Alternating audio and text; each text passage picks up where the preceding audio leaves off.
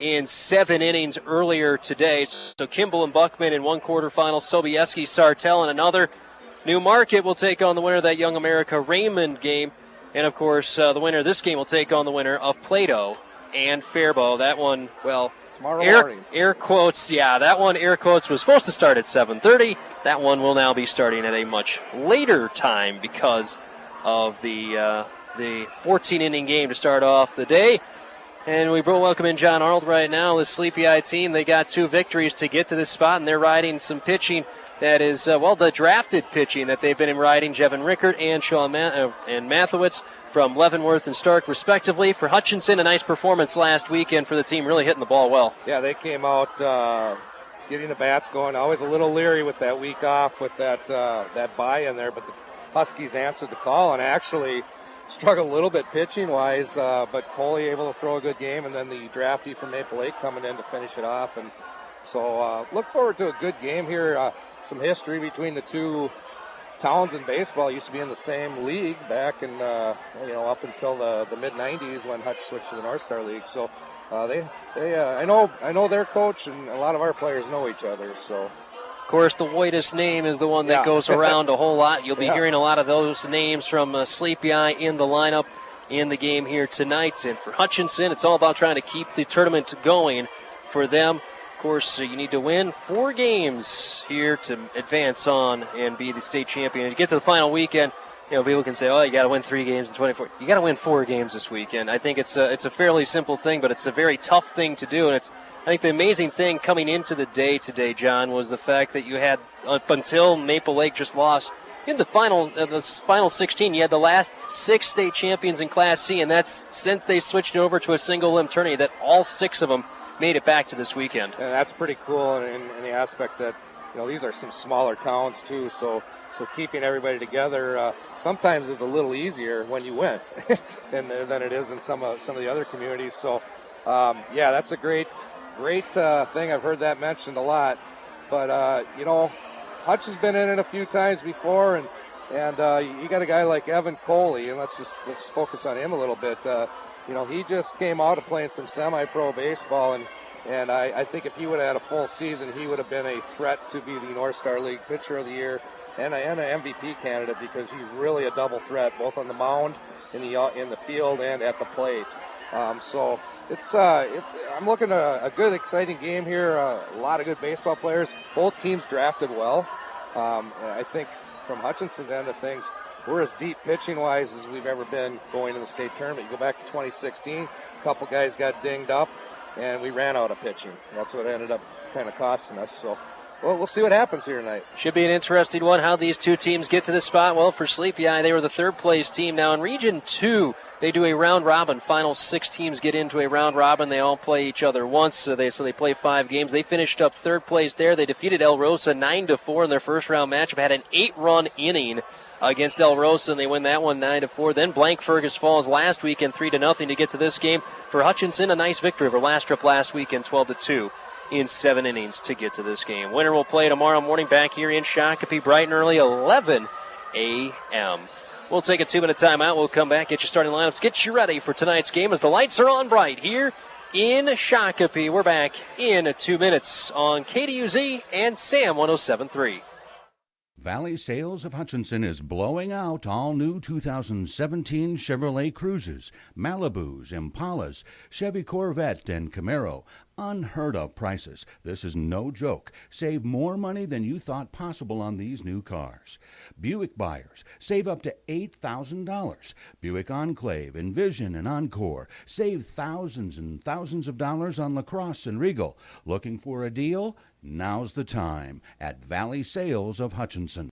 Joel Niemeyer here with manager of the Hutch Huskies, Mike Cutter. And Mike, successful region tournament for you. First of all, we'd like to thank Howard Lake for putting on another great region tournament, and obviously thank all the fans and people that came out to support us during that time. Speaking of region tournaments, it's in Hutchinson next year, isn't it? All the games will be played in Hutchinson. We have great facilities, great people working there, and really looking forward to going for another championship. And fans, don't forget to stop out to the state tournament. That's right. We'll be playing as long as we can keep this thing going, and come out and check us out and cheer us on. For delicious pizza for takeout or delivery, make it Domino's Pizza of Hutchinson. Open midnight or later 7 nights a week. Take advantage of their great carry-out special. Get a large 3-topping pizza for only $7.99. Domino's Pizza of Hutchinson. Call 587-7070. That's 587-7070. Or order online at Domino's.com. At Factory Direct Furniture, they guarantee you will pay less. Plus, they give you more choices. Over 150 recliners in stock for immediate delivery. Or shop their wide selection of over 30 mattresses on display with brand names like Simmons, Serta, Mattress One, and Therapeutic, all at the guaranteed lowest price. Custom order sofas from hundreds of fabrics and leathers, starting at just $699. Factory Direct Furniture, located in Hutchinson on Highway 7 East. More choices, truckload pricing. Call 320-587-SAVE.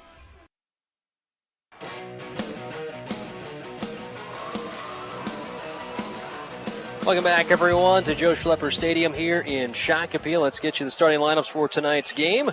First, for the visitors on the scoreboard, the Hutch Huskies. Yes, the reason they just do a random coin toss to determine who the home team is, and they put it on the bracket so everyone knows beforehand who the home team and the visiting team will be for the rest of the weekend. So the first 2 weekends, it's runner-up as the home team. First weekend, region champs last weekend, and then after that, it just turns into a random coin flip. And in fact, for Hutchinson, they wouldn't be a home team again until they would get to the championship game. Would be the only time this weekend they'd be the home team on the scoreboard. Let's get you their lineup. Lead it off, the shortstop number 2, Jaden Fleck. Batting second, the third baseman number 4, Matt Piaski. Batting third, the first baseman number 17, Jaden Jurgensen. Batting fourth, designated hitter number 25, Jake Wendland. Batting fifth, the left fielder number 26, Evan Coley. Batting sixth, the second baseman number 5, Adam Katzenmeyer. Batting seventh, the right fielder number 9, Jeremiah Vandestieg. Batting eighth, the center fielder number 11, Keegan Maceman. And finally batting ninth, the catcher number 10, Cody Arlt. Once again, the lineup for the Hutch Huskies goes Fleck, Piaski, Jurgensen, Wendland, Coley, Katzenmeyer, Vandestieg, Maceman, and Arlt for the Hutch Huskies. Let's get you now the lineup for the home team on the scoreboard, the Sleepy Eye Indians. Leading off will be the second baseman number 3, Andrew Woitis. Batting second, the left fielder number 22, Alex Sellner. Batting third, the center fielder number 33, Joey Walter. Batting fourth, the third baseman number 4, Alan Woitis. Batting fifth, the catcher number 24, Matt Milkey. Batting sixth, designated hitter number 8, Chad Armbruster. He's hitting for the pitcher, Sean Mathewitz, the draftee from Stark. Batting seventh, the right fielder number 25, Carter Brinkman. Batting eighth, the first baseman number 23, Alex Woitis. And finally batting ninth, the shortstop number 14, Sam Tesmer. Lineup for the Indians once again goes Woitis, Sellner, Walter, Woitis, Milkey, Armbruster, Brinkman, Woitis, Tesmer. If I have to do a game where Kimball and Sleepy Eye play each other, I'll be saying a lot of the same names between the Marquards and the Woitises. Yep, exactly. that comes down to it. It's kind of symbolic of state amateur baseball, though. That is. I mean, that's just what the sport is. You get one family that can get in there, and you have so many players from the same team. And you've seen that over the years. A lot of the same names keep coming through. You bet. That's definitely true. Second, third, sometimes even fourth generations, as you've seen in a lot of different towns. And of course, you got some guys that have been on these teams for a long time on both sides here. Yep. Yeah, you do. And I was talking to you on the off here about last week we were kind of wondering if Kyle Messner would get an appearance. They went with the draftee, but, I'm not sure. I do know he started playing in 1985, which was way before a lot of these guys were even born. And between draftees and playing, I know he's in the middle 20s for state tournament appearances. And you take a guy like that and you put him in the dugout, whether he's playing or not, that's huge. And I'm talking more about Hutchinson now. Mike Cobo as well doesn't play a lot, but a flamethrower for the Gophers and also at the pro level at Detroit. Those guys bring a lot to teams, and I'm sure Sleepy Eye has similar players, even Bruce himself. There he is, Dick the voice of the Gophers. But, so you get that experience really helps out these young guys. You take a guy, throw my son out there. This is his third year playing town team baseball. So they can talk to him, give them some advice, and help them handle situations. So big games, you got to have that experience. It'll be making it interesting. Both these teams have a lot of history here in the state tournament. For Sleepy Eye, this is their 20th trip all time. They were in in the last decade. They were here in 2011, 2013, and 2015. Of course, Hutch Huskies on a nice little run here. Third straight year they've been to state, 16 times overall, and since the turn of the century, well, actually, just since 2010, 2013, 16, 17, and now again here in 2018. Yeah, you had that little break where town team baseball didn't exist and kind of rejuvenated in the mid-'80s, and so yeah, been a good run, and like I said, we coming from the same leagues over the years in the playoffs, a lot of good battles over the years with Sleepia, and they still play a lot in the VFW and Legion ranks, so a lot of these guys know each other. Should be a fun game between these two teams here tonight in Shakopee. Winner moves on to the quarterfinals. We'll play tomorrow morning at 11 a.m. against the winner of the Plato-Faribault game. Reminder, if you want to listen to Young America Raymond, that game currently on our sister station, 1310 AM KGLB. You can listen to that one. That game tied at 4 in the top of the sixth inning. Winner of that game will take on Newmarket, who won earlier tonight here in Shakopee, 9-0 over Maple Lake. We'll take another one last 2-minute timeout. We'll come back. First pitch in 2 minutes here on KDUZ and Sam 107.3. The next time you're in the mood for a delicious home-style meal, stop at the Hutch Cafe in downtown Hutchinson. You'll find breakfast, lunch, and dinner specials every day at an affordable price. Hutch Cafe also features delicious roasted chicken and great commercials, ideal for reunions, parties, events, or just for dinner. Stop at the Hutch Cafe today, right on Main Street in downtown Hutchinson. A proud supporter of the Hutchinson Huskies amateur baseball team is Clancy Kurth of Hutchinson. Clancy has been instrumental with supporting the Huskies throughout the years, working the state tournaments, working the concession stand, and has donated towards different projects. Clancy congratulates Bruce Rosano on being selected to the 2018 Minnesota Amateur Baseball Hall of Fame. Congratulations to the Huskies on being Region 12C champions and on a fantastic season from Clancy Kurth.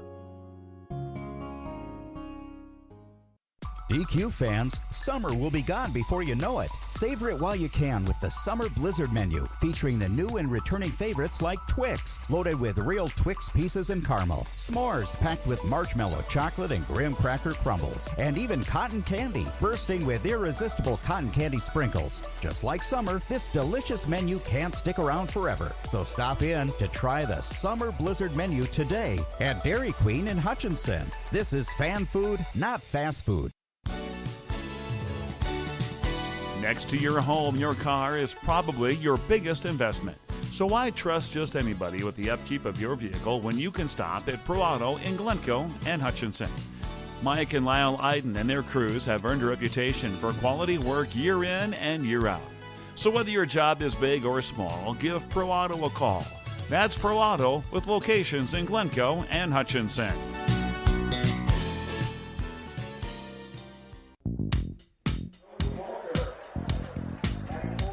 Welcome back, everyone, to the Joe, as they like to call it here in Shakopee, Joe Schlepper Stadium. Let's get you the dimensions of the field here. It's actually a symmetrical field, so it's 330 down the left field line, 355 to left center, 375 just off of the batter's eye in center field, 355 to right center, 330 down the right field line with about a 7-8 foot high fence all the way around in blue with a yellow trim at the top of it here. In fact, this year's state tournament might be some of the shortest dimensions all told if you combine all of them together, because New Prague's not a deep park either, but there haven't been as many home runs as you would think, John, here at the state tournament so far. And I really think it's the pitching. I really do. And then some of the conditions. Most of the games have been played in humid conditions and not a lot of wind. Last Sunday night, we saw a couple shots get hit pretty hard.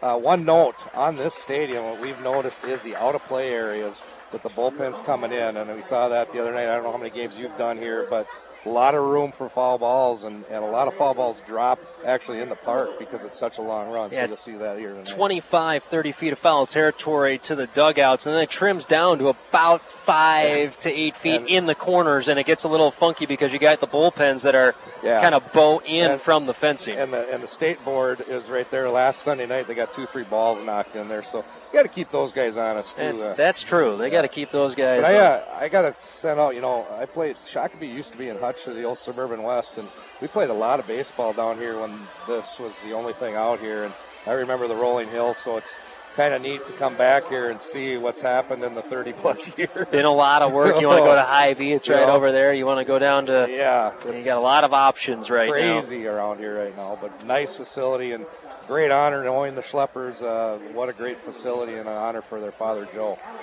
Sean Mathewitz taking his warm-ups, draftee from Stark. Sleepy Eye Indians with their red tops. Indians in cursive across the front in navy with a white trim. Numbers in navy with white trim for them with their white pants. And navy thin trim down the side for the Sleepy Eye Indians. Mathewitz takes his final warm-up so far here in the state tournament. 2-0 record for him. Has not given up a run in 15 1/3 innings pitched and only a .93 whip in those 15 innings of work. Struck out 11 and walked 4. Leading things off will be Jaden Fleck for Hutchinson. 3 for 4 so far here in the state tournament. Wears number 2. Gray uniforms for the Hutch Huskies. Huskies across the front in cursive, slanting up towards the left shoulder. First pitch in their first strike. 0-1, and we start ourselves here just about 12 minutes later than scheduled. See, that's why I knew I could be late. You're talking about hula dancers. I got concerned. Fly ball left field there as Sellner makes the catch, and there's one away. You know, one thing gets kind of overlooked in the stat category is quality at bats in fundamental baseball. And you get to the state tournament level, it's very critical. And you get such good pitching, good hitting. It really comes down to doing the little things right, running the pitch counts up, laying the bunt down, and playing good defense. We'll see what happens here for both teams and if that plays a part today. First pitch swinging, fouled off right side, out of play for Piowski. He's 2 for 3 so far in the state tournament. A lot of really good numbers for the batters for the Hutch Huskies after game number 1. That happens when you put 8 up in the 5th. That doesn't hurt. It doesn't hurt. Pitch low for a ball. 1-1. Get you the defense here for the Sleepy Eye Indians. Matt Milkey behind the plate. Alan Wojtas at third. Sam Tesmer at short. Andrew Wojtas at second. Alex Wojtas at first. Hard shift here being applied by Sleepy Eye. First baseman way off the bag. Alex Wojtas 25 feet off of first base. 1-2 the count. Piowski just low for a ball. 2-2. Yeah, they're really giving that power alley to right center field. Piowski kind of a spray hitter, so that might be an advantage for Hutch if he can drop one in there. 2-2 pitch. Swing and a miss. Ball underneath the catcher. Milkey will pick it up and tag him to make it official. And the strikeout for Mathewitz, 2 away. Yeah, key last week, Joel and I had talked about with Hutchinson was getting these, having Jaden Fleck get back on the bases and, getting the middle part of the lineup to start producing, which they did. So hopefully that can continue here today for Huskies. Brings up bat Jaden Jurgensen, who was just a scant 4 for 5 in that game against Lastrip last weekend. Yeah, he had a good day. Right-handed batter, open batting stance, waggles the bat over his right ear. High swing, deep to left, back to the fence, and off of it.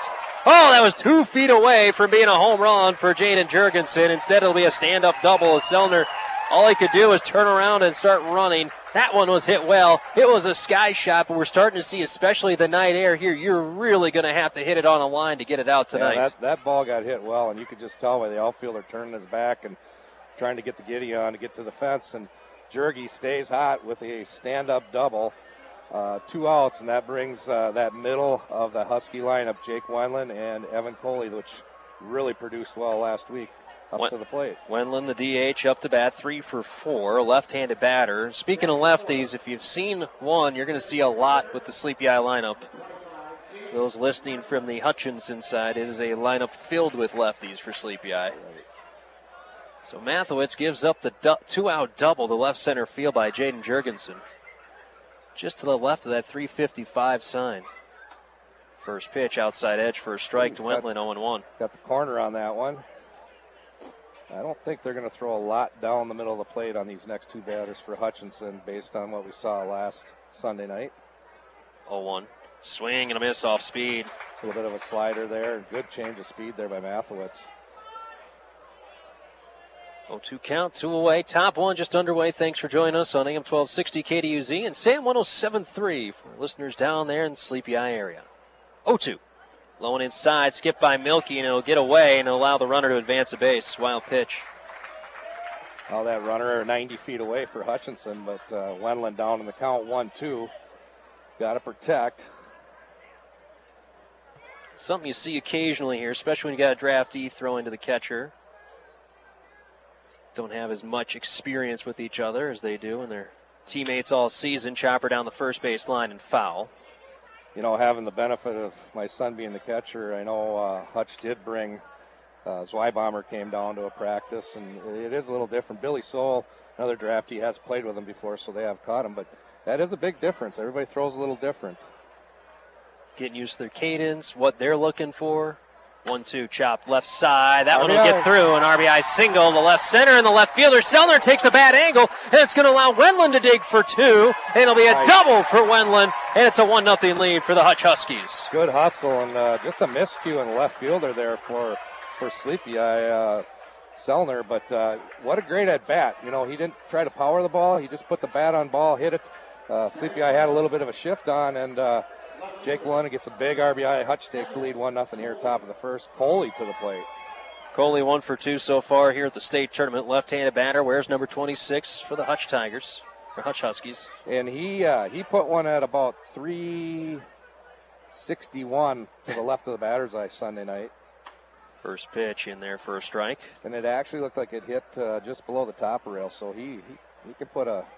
We've seen him be able to hit the ball real good this year. So that's the first earned run that Sean Mathewitz has allowed here at the state tournament. There's a high fly ball to right field. Brinkman has a beat on it. Under it makes the catch just in front of the scoreboard, and that will end the half inning. But not before Hutchinson puts a run on the board. 1 run on 2 hits. No errors, 1 left on base. Half inning complete. Hutch Huskies 1. Sleepy Eye Indians coming to bat. Hutchinson Health, now affiliated with Health Partners, is proud to offer urgent care for athletic and sports injuries as well as general health issues. Accidents happen. It could be a sprained wrist, a cut lip, sports injury, or twisted knee. It's not serious enough for the ER, but you don't want to wait for an appointment. Hutchinson Health's urgent care hours are 8 till 7, 7 days a week. Urgent care means better access to the immediate care you need. Find out more at hutchhealth.com. Hutchinson Health regular clinic hours are Monday through Friday, 8 till 5. Upright Builders can help you remodel your hay storage sheds, pole barns, cattle sheds, and farm machinery sheds. They can re-roof and reclad 2-story barns, remodeling or new construction of commercial, residential, or farm buildings. Upright Builders can assist you from design to final construction. Give Randy a call today, 320-583-5153 for an estimate. They can also assist you with storm damage claims. Call today. That's 320-583-5153. It's Upright Builders.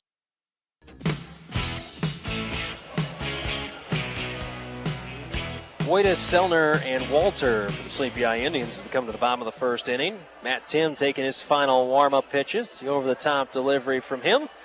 Rest of the defense for the Hutch Huskies, Cody Arlt behind the plate, Matt Pianski at third, Jaden Fleck at short, Adam Katzenmeyer at second, Jaden Jurgensen at first. Left to right in the outfield goes Coley, Maceman, and Vandestieg for the Hutch Huskies, who lead 1-0. That's a big run to get, especially especially the first games of each weekend. And for the first 2 weekends, obviously, everyone's throwing their stud, and you're getting the same thing here with this game. But the magic number seems to be about 3 or 4. If you get to that number, you've got a real good chance of winning here in these early round games.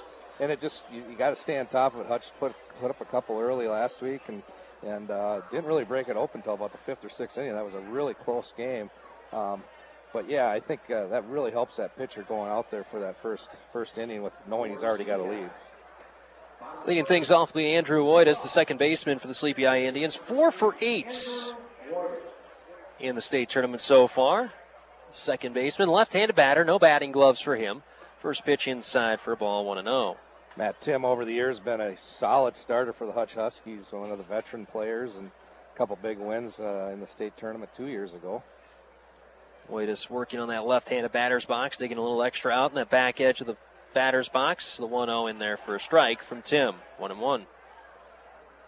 Another note here on the Huskies, 4 of their players doing double duty as their college fall season started this week too. And 1-1. That one's flared into left field. Hustling over as Coley has a beat on it. Under it, makes the head-high catch. And there's one away. Brings up to bat Alex Sellner, the left fielder for the Sleepy Eye Indians. 0 for 6 so far in the state tournament, looking for his first hits. Good job getting that first out for the Huskies. And a rare right-hander, as you noted, at the plate here for Sleepy Eye. Right-handed batter wears number 22. Close to the plate, semi-open batting stance. Holds the bat shoulder high. First pitch low for a ball, 1-0.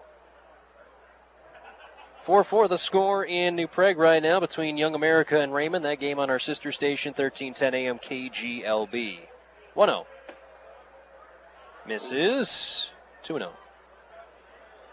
If you want to listen to that, they'll have the Plato game. The winner of this game will take on the winner of the Plato-Faribault game. That's coming up later on tonight in New Prague, and I mean later.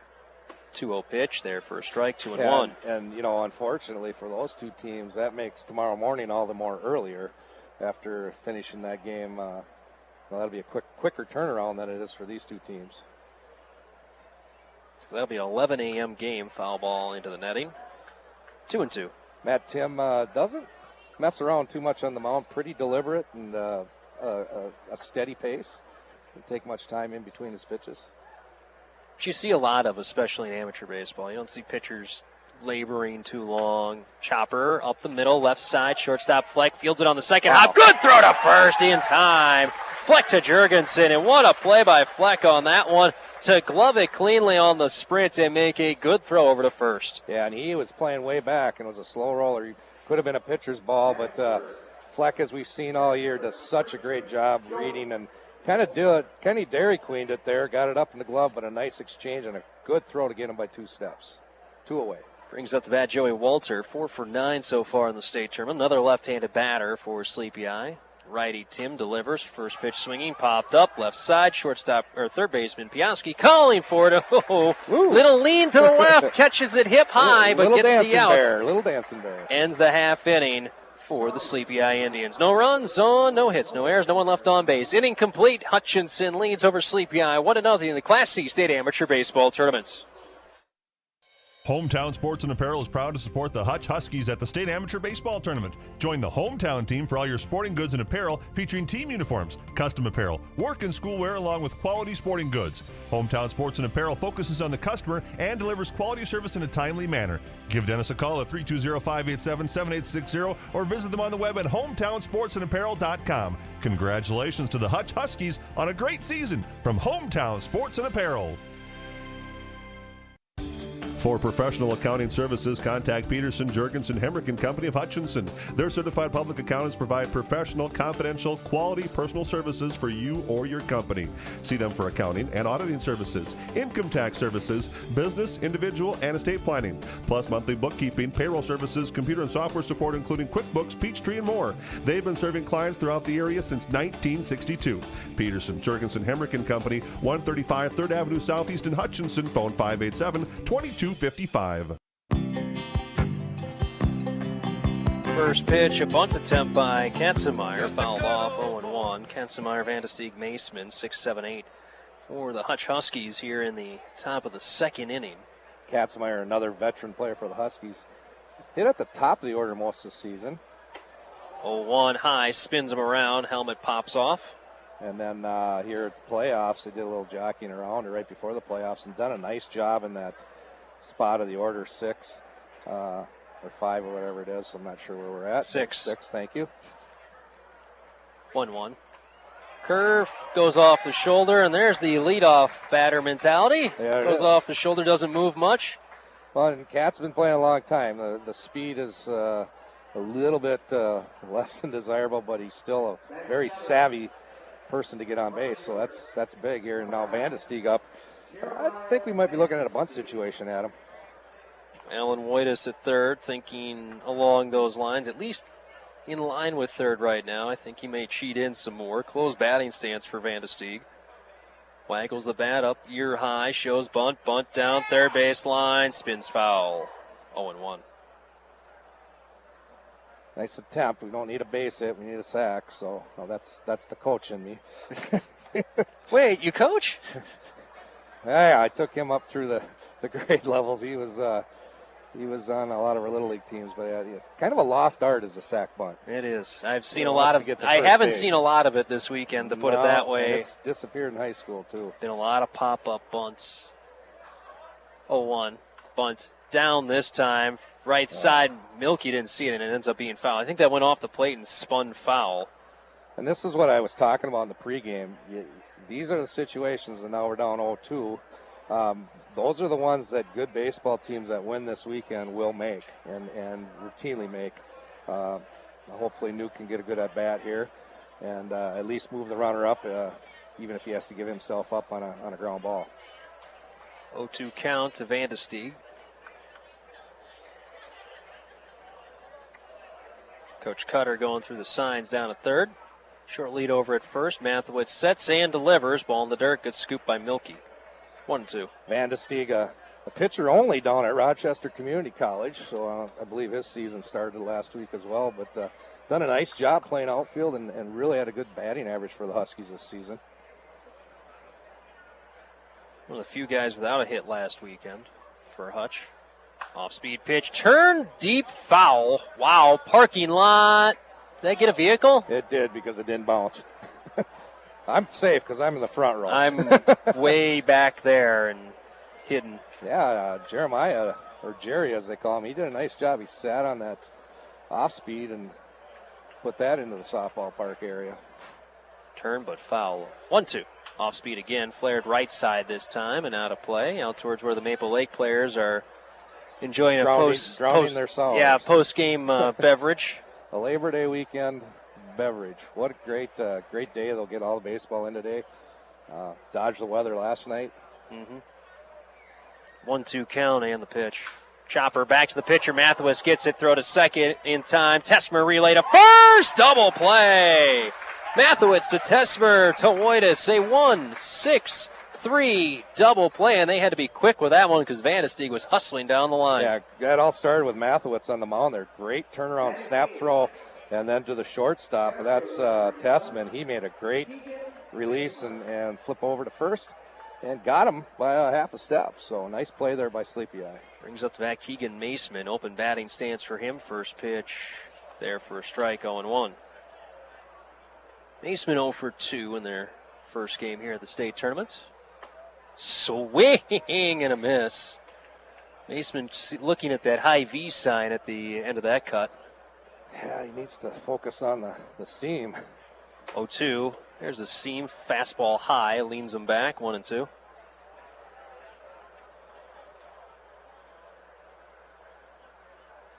One-two pitch. Off speed. Missed inside for a ball. Mathewitz took a step towards the dugout. Thought that was strike 3. Didn't get it. A little bit inside by the looks of it up here. We're off to the left side of the plate a little bit tonight. 2-2. Low. Count goes full. He can do a nice job after being 0-2 to work the count back to full. Got to put the bat in the ball now and make something happen. Payoff pitch from Mathewitz. Chop foul. A little out in front of it. Mathewitz does have some nice off-speed pitches. I noticed here early. I've seen him with 5 batters already, but really changes it up well. Makes it difficult for the hitter. Payoff pitch. Curve. Miss. Not by much. Not by much. Barely high. Mathewitz was walking towards the dugout. Maceman was waiting for the call. That could have gone either way, and nobody would have said anything. But a walk there for Maceman on a breaking ball. Must have been a little bit high. Just stayed high on that one. Brings up the number 9 batter, Cody Arlt. 0 for 3 so far in the state tournament. Where's number 10? Yeah, key for Hutch. Got to get some hits out of the bottom of the lineup. They didn't do that last week, and in the playoffs, that kind of helped them out a little bit. Fastball in there for a strike from Mathewitz, 0-1.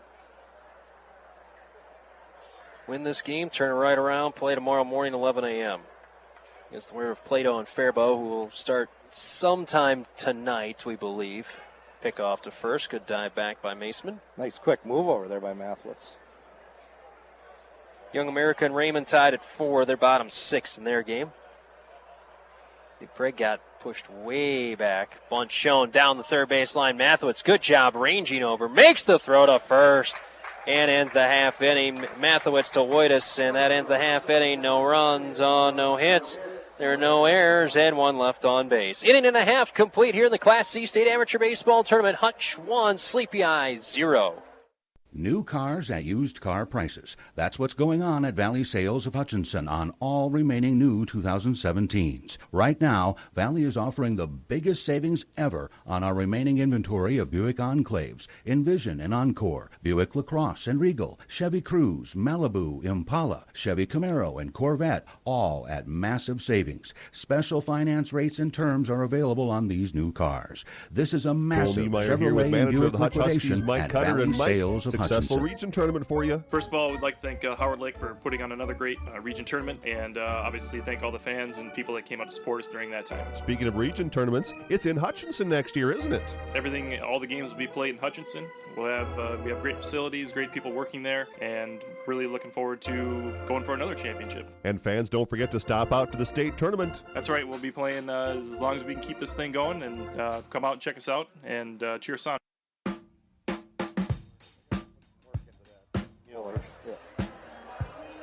Waitus, Milky, Armbruster scheduled batters for Sleepy Eye as we come to the bottom of the second inning, a 1-0 lead in favor of Hutchinson. Got that one run in the top of the first. Lights are on here in Shakopee at Joe Schlepper Stadium.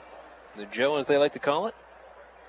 A shout out to Sandy, works with my wife, and she's got a Sleepy Eye Hutch connection going, so my wife said I was supposed to razz her a little bit. Well, I don't know what station she's listening on, but we'll give her a shout out. So thanks for tuning in tonight. Alan Wojtis will lead things off. The third baseman, 2 for 6 so far in the state tournament. The righty Timm, first pitch in their first strike, 0-1. Job by Matt, keeping it right over the top half of the plate. 0-1 count. And the pitch. Popped up, shallow, well, towards the shortstop. Fleck calling for it. Makes the catch just on the outfield grass. One away. A little bit on Jaden Fleck, playing shortstop for the Huskies this summer in college. He's the second baseman for the Southwest State Mustangs, and he'll be going to his senior year this year and had a great career down there. So play that middle part of the infield very, very good. Smart kid, went to Southwest State. Real smart kid. Yeah. I'll give you that. Milky to bat. There's a flare shot towards the second baseman and caught easily there by Katzenmeyer. And Maddie's really working ahead and keeping that pitch count low.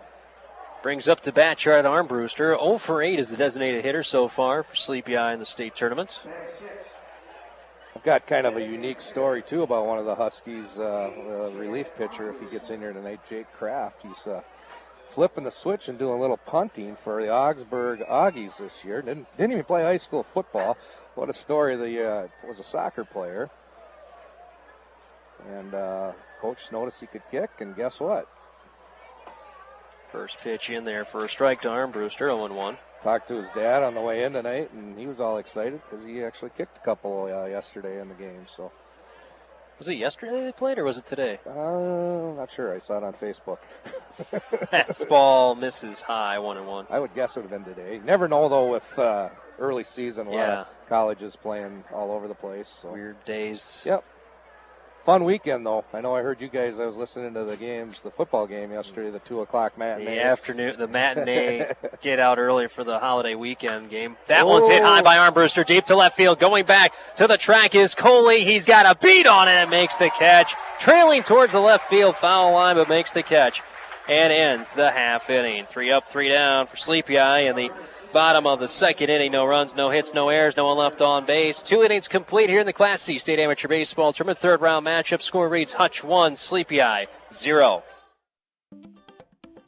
For delicious pizza for takeout or delivery, make it Domino's Pizza of Hutchinson. Open midnight or later 7 nights a week. Take advantage of their great carry-out special. Get a large 3-topping pizza for only $7.99. Domino's Pizza of Hutchinson. Call 587-7070. That's 587-7070. Or order online at Domino's.com. Ashley Furniture Home Store, the #1 brand of furniture in America, now open in Hutchinson. From rustic farmhouse to contemporary living to big family spaces, find your comfort and style on any budget or enjoy one of their affordable payment options. Plus, they have all the major mattress brands available: Tempur-Pedic, Sealy Posturepedic, and Ashley Sleep, all at the guaranteed lowest prices. Ashley Furniture Home Store, now open in Hutchinson off Highway 15 next to Best Buy and Target. Ashley Home Store. This is home. Call 320-587-HOME. Top of the lineup for the Hutch Huskies in the top of the third. Fleck, Piaski, Jurgensen. There's a curveball that slipped out of the fingers of Mathewitz and sails well to the backstop, 1-1. DeCoin Major League, little bit outside. Just a bit outside. Lights are on bright here in Shakopee. Chopper left side, shortstop Tesmer fields it. Low throw over to first. Boy, he scooped that one off the dirt, John, and made a nice throw over to Woitas, and there's one away. Yeah, kind of a tough play on the short hop. It was just about ready to bounce, but a nice job by Tesmer getting there, and then strong throw to first to retire Fleck for the second time tonight. Brings up the bat Matt Piowski. He's 0 for 1, struck out swinging back in the first. Fleck's now 0 for 2 in the game. Flew out to left to start the game off. Bottom 6, still tied at 4 between Raymond and Young America. The old refresh button on the computer. No, it still is. Okay. I like the aggressiveness here by the Huskies, swinging the bats early, especially at the top of the lineup. And paid off there with the 1 run in the first inning. 1-0 Hutchinson here in the top of the third. Curve misses. 1-1. Nice crowd on hand tonight, though, Adam, for a nightcap. Well, after doing the Kimball New Prague game, this is nothing. This right? Seems like a very small crowd compared to that pitch in there for a strike to Piowski. 1-2. Pretty good drive for both of these towns to get here. Yep. Fastballs outside edge, strike 3. Piowski goes down looking. Mathewitz gets his second strikeout of the game. And now comes Jaden Jurgensen, who's 1 for 1 with a double and a run scored back in the first. Mathewitz there on Piowski, gotten him twice and kind of working inside outside, and Matt not be able to guess right and not able to get a good cut at that, and goes down looking. Jurgensen was about a foot away from a home run back in the first. In left center field. Big uppercut swing on that one, too. First pitch missing for ball 1-0. Fastball outside edge for a strike, 1-1. Umpire very consistent on the corners, both teams. That's nice, keeps the game moving. 1-1. Off speed, low and away, 2-1. Usually you see pretty good umpiring at this level. Yeah. You don't have too many. You don't slip through the cracks and get into this No, tournament. and it's not like high school where you have to sit out a year and go back 3. The state board can, based on what they're hearing from managers, help select that, so that builds some consistency. 3-1 for Mathewitz. Outside ball 4. Jurgensen waited. Close pitch. Just missed. Second walk of the game for Mathewitz, and that was more of a, I think, playing it safe type play there after that deep fly he had the last time. Throw him anything fat. That's definitely for sure there. Brings up the bat Jake Wentland. RBI double his last time up back in the first. Brought in the only run of the game so far.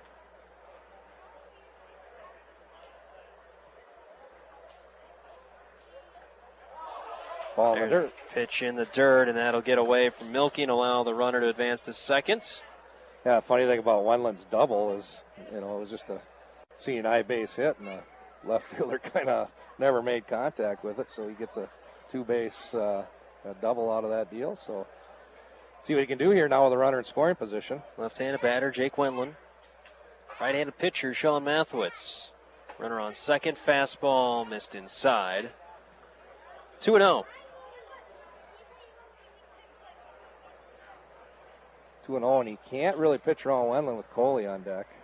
Not unless you really want to make it interesting. Well, he's probably not going to give him anything. 3-0 now the count. Mathewitz not happy with that call.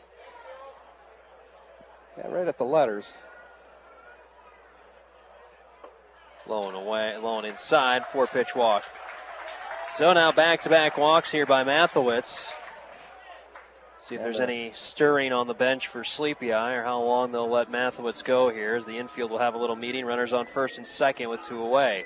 Well, Joel and I mentioned this, I'm sure you and Clancy as well. The leash is pretty short here. You've got, both teams have some depth, and do not want to leave anybody in too long at this point of the season.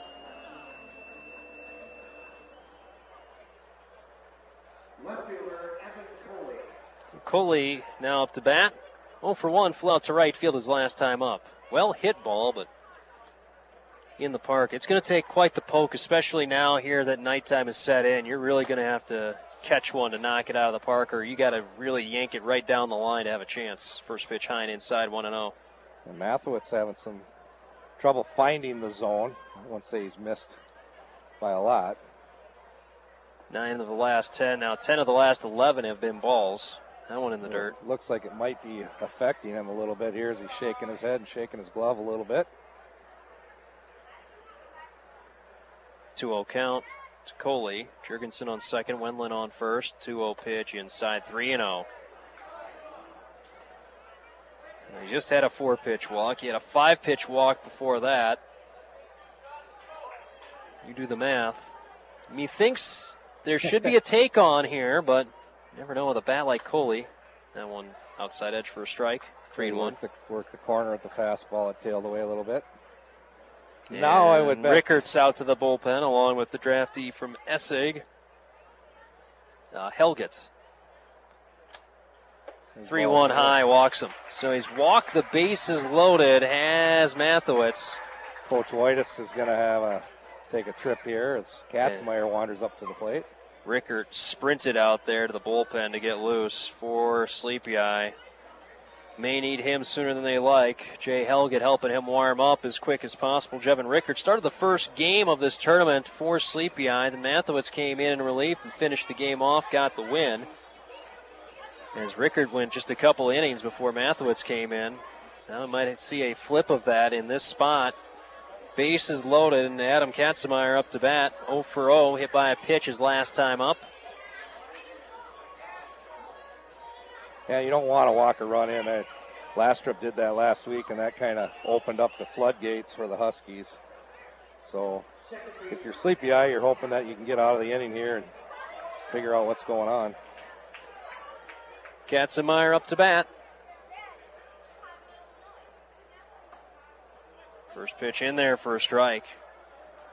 It's a big pitch just confidence-wise for Mathewitz at this point. 0-1 count. Oh, there's a balk. Yep, there's a balk. Good call. Shook his head, started his motion, then he stopped. Out of the stretch, too. He's going from the wind. Or, excuse me, from the windup. That's what I said. You very, very rarely see a balk out of the windup. And I think he was trying to shake off the pitch call and inadvertently started. He's not arguing it. Definitely did it. Yeah. So Hutchinson takes a 2-0 lead here. 0-1 count. Curve in there for a strike. 0-2. So run scores on the balk. Wendland moves up to third. Coley moves up to second. Jaden Jurgensen's been both runs of this game. Ground ball to short. Tessmer will field it. Throw over to Whitus in time will end the half inning, and Hutch will put up an interesting stat line for the half inning. 1 run, no hits, no errors, and 2 left on base. We're through 2.5 complete. The score now rates Hutch Huskies 2, Sleepy Eye 0. The next time you're in the mood for a delicious home-style meal, stop at the Hutch Cafe in downtown Hutchinson. You'll find breakfast, lunch, and dinner specials every day at an affordable price. Hutch Cafe also features delicious roasted chicken and great commercials, ideal for reunions, parties, events, or just for dinner. Stop at the Hutch Cafe today, right on Main Street in downtown Hutchinson. A proud supporter of the Hutchinson Huskies amateur baseball team is Clancy Kurth of Hutchinson. Clancy has been instrumental with supporting the Huskies throughout the years, working the state tournaments, working the concession stand, and has donated towards different projects. Clancy congratulates Bruce Rosano on being selected to the 2018 Minnesota Amateur Baseball Hall of Fame. Congratulations to the Huskies on being Region 12C champions and on a fantastic season from Clancy Kurth.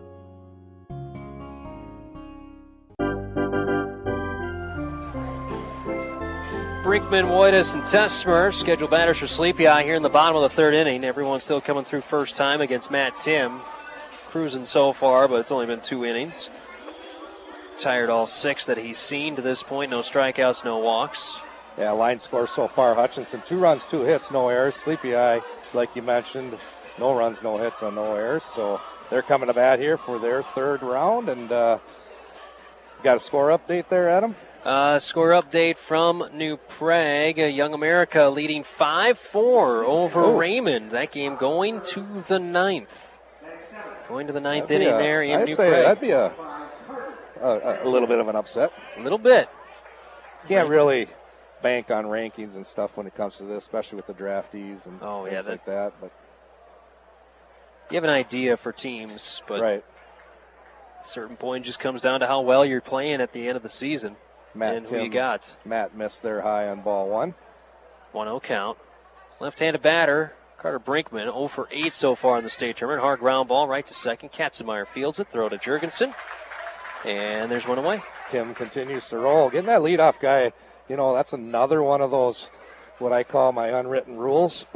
That's a big confidence booster. And, even if you walk or give up an error on that second batter, having that first out is always nice to have in the back pocket, Adam. Alex Wojtas now up to bat. Had that earlier today when Kimball won over New Prague. New Prague only got the leadoff runner on twice in the game, but they left 10 runners on. So they got guys, there's only 1-2-3 inning. Otherwise, someone was on base always, but it was after the first out a majority of the time. 0-1, low for a ball.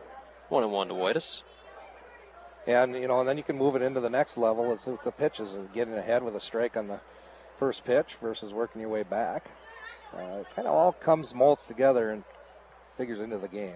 1-1, fastball at the knees for a strike, 1-2. Matt Timm, a Husky player who over time has gotten better. Every year he pitches smarter, wiser, and 1-2, chopper just over Timm's outstretched arm. Katzenmeyer gets it just to the right of second, fires a throw over to Jurgensen in time. That's a tough play because he's leaning to the glove side. He's got to go back to the backhand, and Katz doesn't have a backhand, but he did get it. He knows that, and he does. He did a nice job getting the glove on it and making a quick throw to first base for that second out. Brings up to bat the shortstop, Sam Tesmer. Another lefty, as I mentioned. It's a lefty-heavy lineup. Bug spray has been delivered as promised. That should do it. First pitch, swinging and a miss by Tesmer. 0-1. There you go. You need any? I'm good. Okay. Thank you. 0-1 count, misses, 1-1. Fourth and final game of the day here in Shakopee. Still got another game to go in New Prague. If Young America can hold on, swing and a miss, 1-2. If Young America holds on, they'll take on New Market tomorrow. That'll be at 1:30 here in Shakopee. 1-2 count, 2 away. Lefty Sam Tesmer. Timm sets, time called. Yeah, Matt staying ahead on the count. Lights are on bright. Temperatures settling into we were in the mid-80s. We're back down into the 70s now. Dew point, though, still hanging around 70. I was closer into the Twin Cities, as I mentioned. And driving over here, you could just kind of see the haze over downtown areas of the metro. Foul ball. Tesmer stays alive, 1-2. State fair time, state baseball tournament. What do you expect, right? It's the weather you anticipate. 1-2. Off speed, swing and a miss. 9 up, 9 down so far for Sleepy Eye. 3 up, 3 down in the bottom of the third. No runs, no hits, no errors, no one left on base. 3 innings complete. The score reads Hutchinson 2, Sleepy Eye 0. DQ fans, summer will be gone before you know it. Savor it while you can with the Summer Blizzard menu, featuring the new and returning favorites like Twix, loaded with real Twix pieces and caramel, s'mores packed with marshmallow, chocolate, and graham cracker crumbles, and even cotton candy, bursting with irresistible cotton candy sprinkles. Just like summer, this delicious menu can't stick around forever. So stop in to try the Summer Blizzard menu today at Dairy Queen in Hutchinson. This is fan food, not fast food. Next to your home, your car is probably your biggest investment. So why trust just anybody with the upkeep of your vehicle when you can stop at Pro Auto in Glencoe and Hutchinson? Mike and Lyle Iden and their crews have earned a reputation for quality work year in and year out. So whether your job is big or small, give Pro Auto a call. That's Pro Auto with locations in Glencoe and Hutchinson.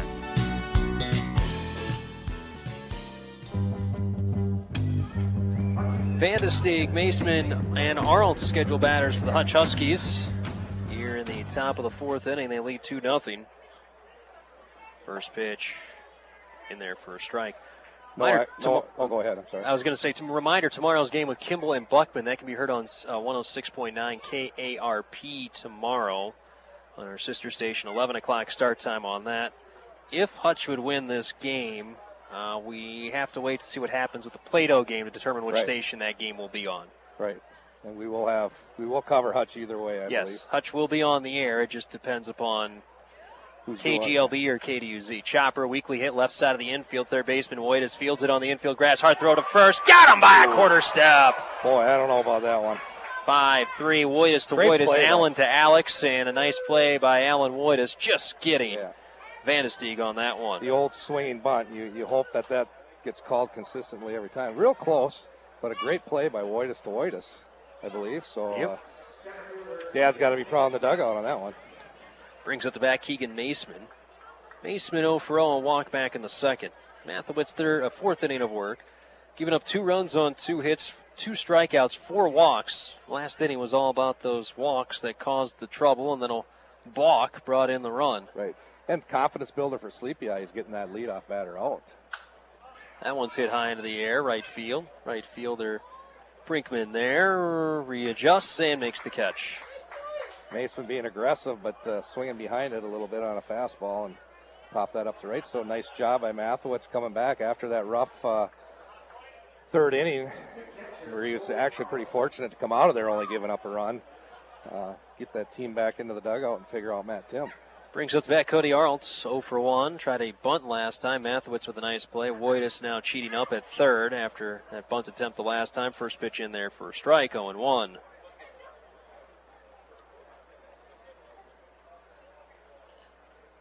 The 0-1 chopped, fouled down the third baseline.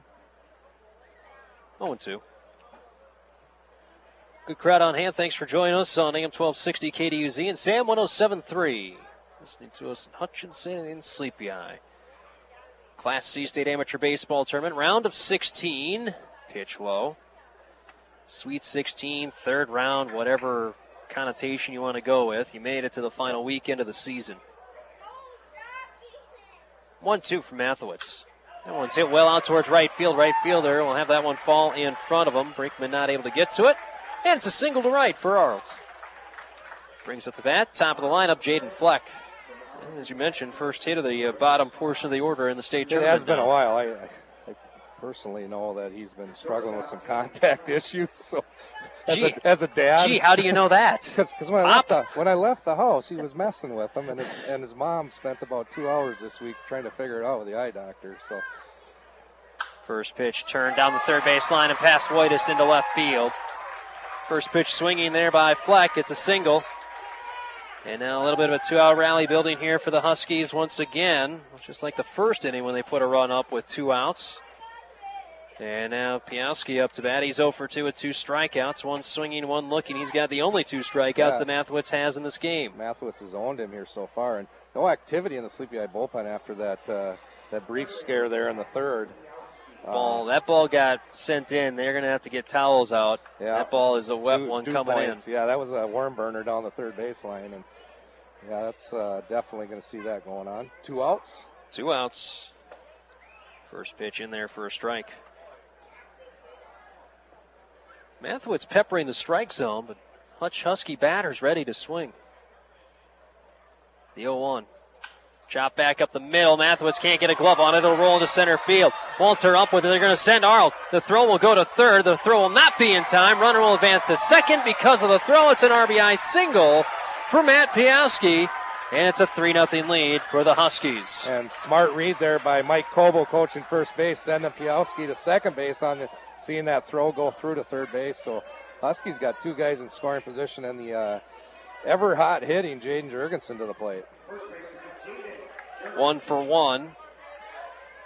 If you're sleepy out of it, you don't walk him and go after Wendland. That's not. No, there's no. I'm going to be honest with you. I've seen this a lot. This middle of the Hutch lineup with Coley and Wendland back to back it's tough. It's very tough. First pitch low for a ball, 1-0. You got 2 guys. Coley hasn't made all state as a Husky, but in high school did, and Wendland all tournament team a couple times. So they are threats. 1-2. Swing and a miss as Jurgensen chases one low and inside. Mathewitz just got to keep coming at him and try to get the ground ball outs and get out of here. Rickard and Helget sprint to the bullpen once again to warm up. 2-1 as that pitch in the dirt. 3-0 now the lead in favor of Hutch over Sleepy Eye. Top of the fourth inning. 2-out rally again for the Huskies. Fastball low, 3-1. How much longer, if you're Coach Bruce Voitis, do you allow Mathewitz to keep going here? Well, and you know, they haven't been able to break up Matt at all, so got to be worried about how many runs you can give up and still stay in this game, Adam. 3-1.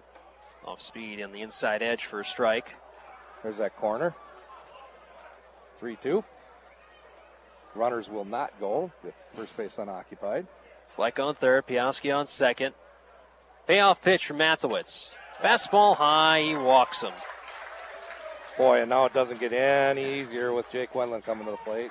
5th walk of the game for Mathewitz. You get Jake Wendland now up to bat. He's just 2 for 2 with an RBI double back in the first and a walk back in the third. Part of that hit-free inning where they got a run last inning.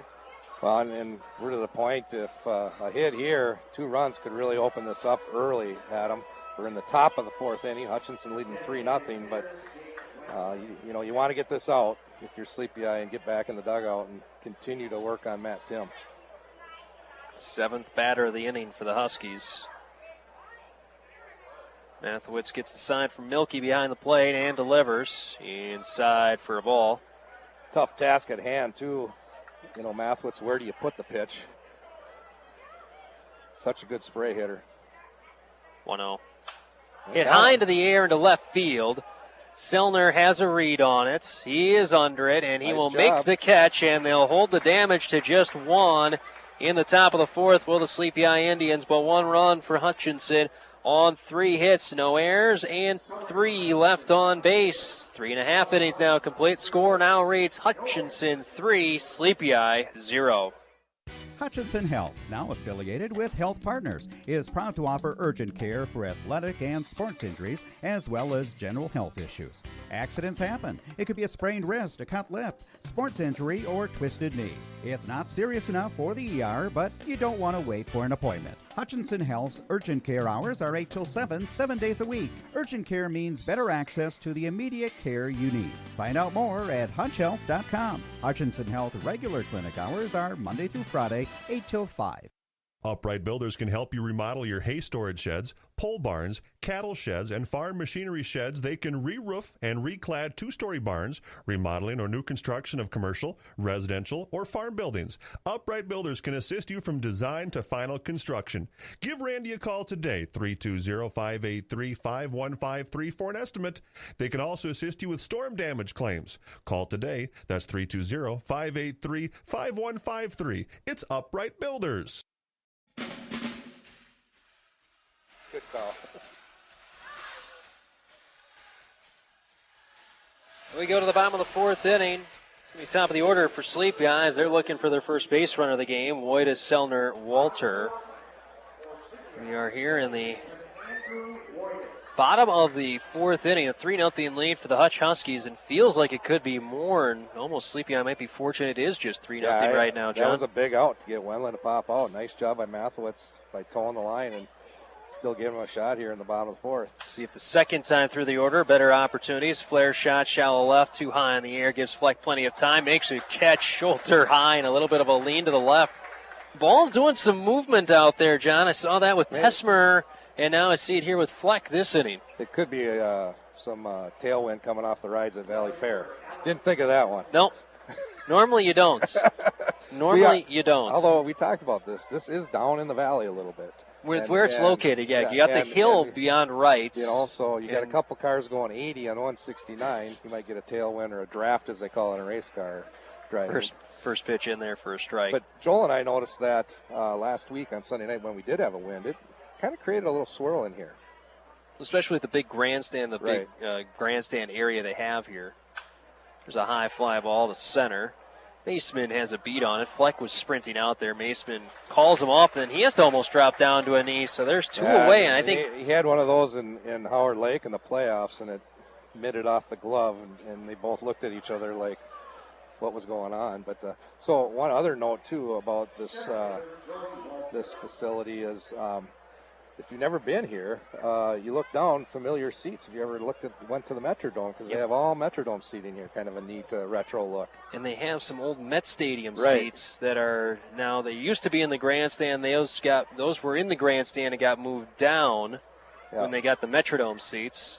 And they also have the Rubbermaid rocking chairs, which is kind of a neat feature. First pitch in there for a strike. Next one low to Walter. 1-1 the count. Walter 0 for 1 with a fly ball to the third baseman. Good to see town team baseball still alive in the Twin Cities area, though. You kind of miss that a little bit. You know, you don't have the mystique you do out in greater Minnesota, but still kind of gives you the fringe metro feel here at Shakopee and New Prague as far as that goes.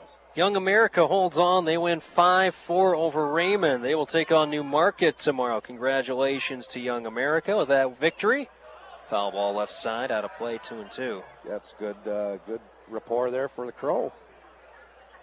Still two teams floating in the final 16 or towards the final. Made the quarterfinals. Gone down to the final, yep. So Young America, they'll take on New Market at 1:30 here in Shakopee tomorrow. Chopper right side, first baseman Jurgensen gets it, calls off the pitcher Timm, and he'll win the race to the base. 3 unassisted. Another 3-up, 3-down inning for the Sleepy Eye Indians in the bottom of the fourth. No runs, no hits, no errors, no one left on base. 4 complete. Score still reads Hutch 3, Sleepy Eye 0. Hometown Sports and Apparel is proud to support the Hutch Huskies at the State Amateur Baseball Tournament. Join the hometown team for all your sporting goods and apparel featuring team uniforms, custom apparel, work and school wear, along with quality sporting goods. Hometown Sports and Apparel focuses on the customer and delivers quality service in a timely manner. Give Dennis a call at 320-587-7860 or visit them on the web at hometownsportsandapparel.com. Congratulations to the Hutch Huskies on a great season from Hometown Sports and Apparel. For professional accounting services, contact Peterson, Jurgensen, Hemrick & Company of Hutchinson. Their certified public accountants provide professional, confidential, quality personal services for you or your company. See them for accounting and auditing services, income tax services, business, individual, and estate planning, plus monthly bookkeeping, payroll services, computer and software support, including QuickBooks, Peachtree, and more. They've been serving clients throughout the area since 1962. Peterson, Jurgensen, Hemrick & Company, 135 3rd Avenue Southeast in Hutchinson. Phone 587-2255.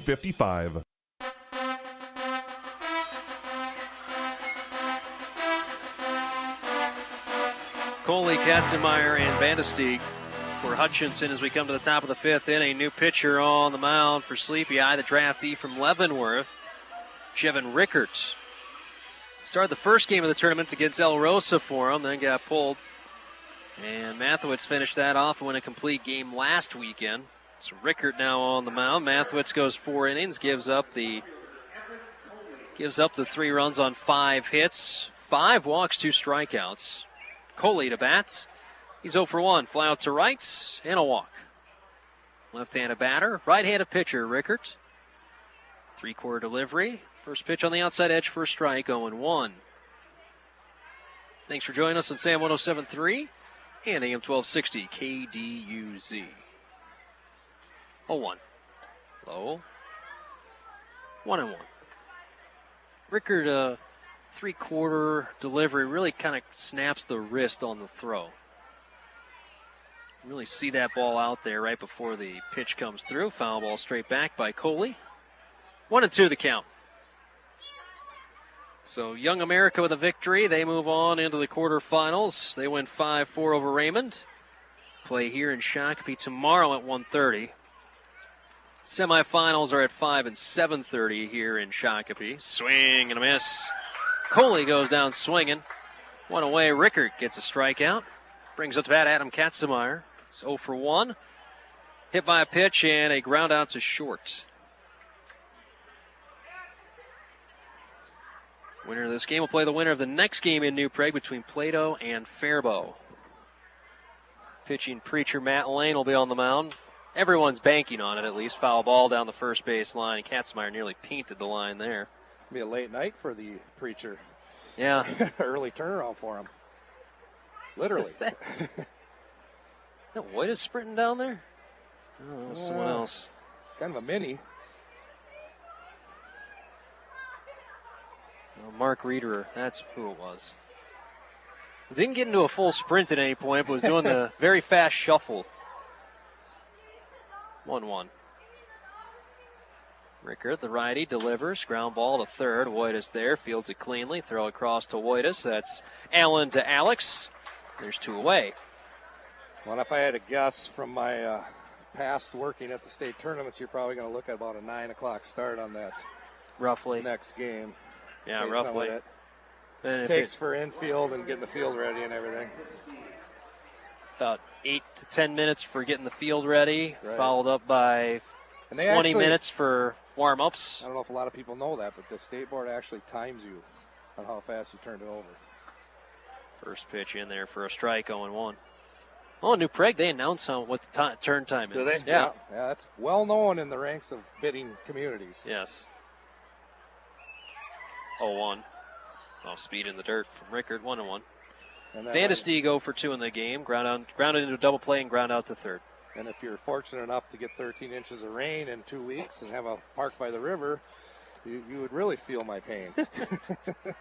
I live in a park down by the river. It's all right. You guys got mosquitoes, too. 1-1. You know what? Low, 2-1. Yeah. You guys had everything. You had everything. We came up with a trick, though, that actually worked pretty well. So if we do it again, that's a big if. Build a dam. Build another dam. Yeah, exactly. 2-1.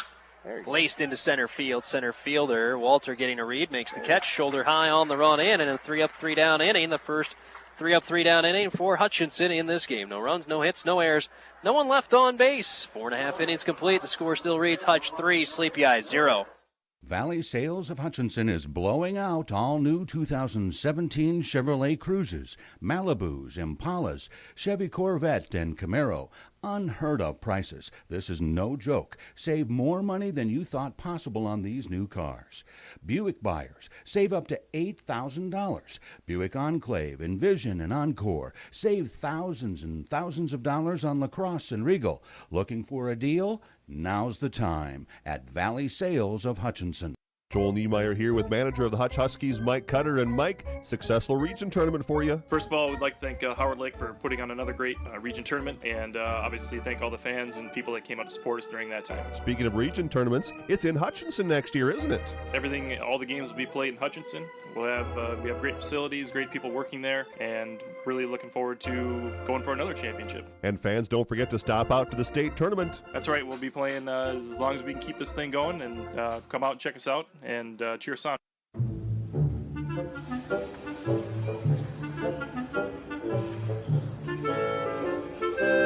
Woitas, Milky, and Armbruster, 4-5-6 for the Sleepy Eye Indians. 12 up, 12 down so far for Matt Timm. One strikeout for him. Yeah, but getting the Indians to pop out a lot tonight, Adam.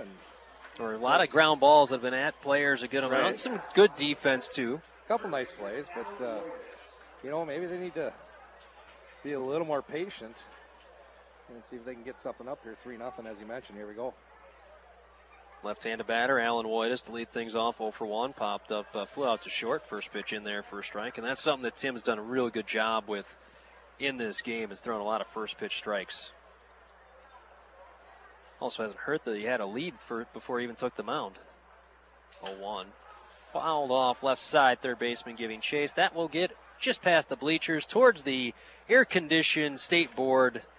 With a broken window in it already. Yeah. Well, you know what? If you want to have a spot that's by the field, you're going to pay the price. Yeah. They should know. 0-2 count. If they're listening, hi, guys. Tommy Lemke. I don't think Tom was in there. No, he wasn't in there today. Chopper, weakly hit left side toward the third baseman. Piaski, nice scoop from the grass. Hard throw over to first to Jurgensen in time. Tough play on a short hop, but Matty P showing that he knows how to play the hot corner and made a nice strong throw over to Jurgie for out number 1. Brings up to bat Matt Milky. Milky 0-for-1. Soft liner to the second baseman Ketzenmeyer's last time up. And both teams have had plays like that, and those plays really help with the momentum. It picks up your pitcher, it picks up everybody, and it's fun to watch. First pitch high for a ball, 1-0.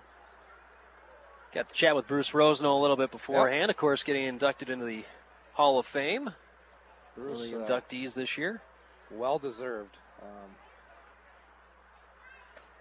Pitch low for a ball, 2-0. Kind of fortunate to have played with him and done a lot of work with the state tournaments, and he's actually my high school football coach, and what an honor for the Rosenau family. 2-0 pitch. Chop foul. 2-1. And he's a very humble guy, too. You know, it took us some convincing that he deserved it. Yeah, that's true. But a lot of connections, you know, to your family as well over in the Broughton area. And when you look at some of the things he did back in the day, had a heck of a playing career as well. 2-1 pitch. Off speed.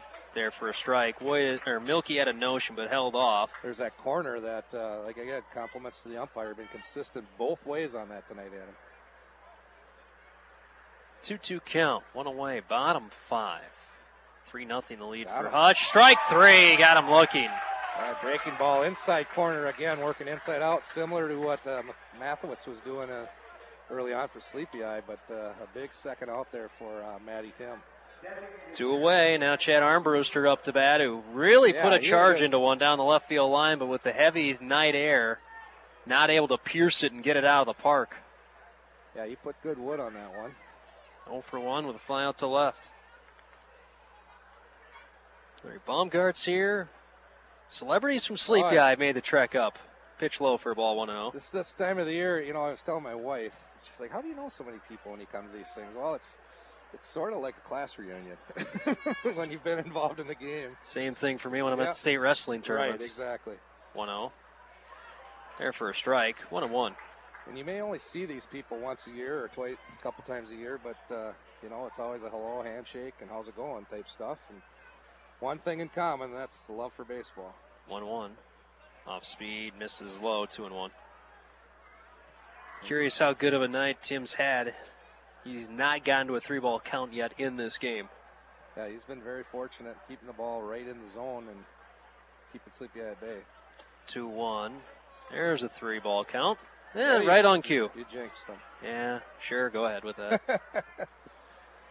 And I'm not going to say any more about his night. You're getting there, huh? Yep. Starting to hit that point where you can't say anything. Right. 3-1 count, time called by Armbruster. Use your imagination. But keep in mind, I'm sure Matt understands that Armbruster hit him pretty hard last time, too. 3-1. Swing and a miss, and Armbruster was... I look over at Coley out there and left, and he's like, I could have ran back and caught wherever that one was going to be hit. Armbruster was thinking savage. Yeah. Definitely trying to find the other side of the road. Payoff pitch from Timm. Chop, foul down the third base line. What is, I'll give him a okay on that one. Yeah, you got to respect the age. He had some issues over there fielding the ball at third last weekend, too. I don't know. We'll have to He's done have a little chat. Have a little chat with him. Done his fair share over the years. Payoff pitch. Swing and a miss. Ball 4. Got him to swing. And that's his third strikeout of the game. 15 for 15 so far in the game is Timm. 3 up, 3 down for Sleepy Eye in the bottom of the 5th. No runs, no hits, no errors, no one left on base. 5 innings complete here at Joe Schlepper Stadium in Shakopee. Score reads Hutchinson 3, Sleepy Eye 0. For delicious pizza for takeout or delivery, make it Domino's Pizza of Hutchinson. Open midnight or later 7 nights a week. Take advantage of their great carry-out special. Get a large 3-topping pizza for only $7.99. Domino's Pizza of Hutchinson. Call 587-7070. That's 587-7070. Or order online at Domino's.com. At Factory Direct Furniture, they guarantee you will pay less. Plus, they give you more choices. Over 150 recliners in stock for immediate delivery. Or shop their wide selection of over 30 mattresses on display with brand names like Simmons, Serta, Mattress One, and Therapeutic, all at the guaranteed lowest price. Custom order sofas from hundreds of fabrics and leathers, starting at just $699. Factory Direct Furniture, located in Hutchinson at Highway 7 East. More choices, truckload pricing. Call 320-587-SAVE.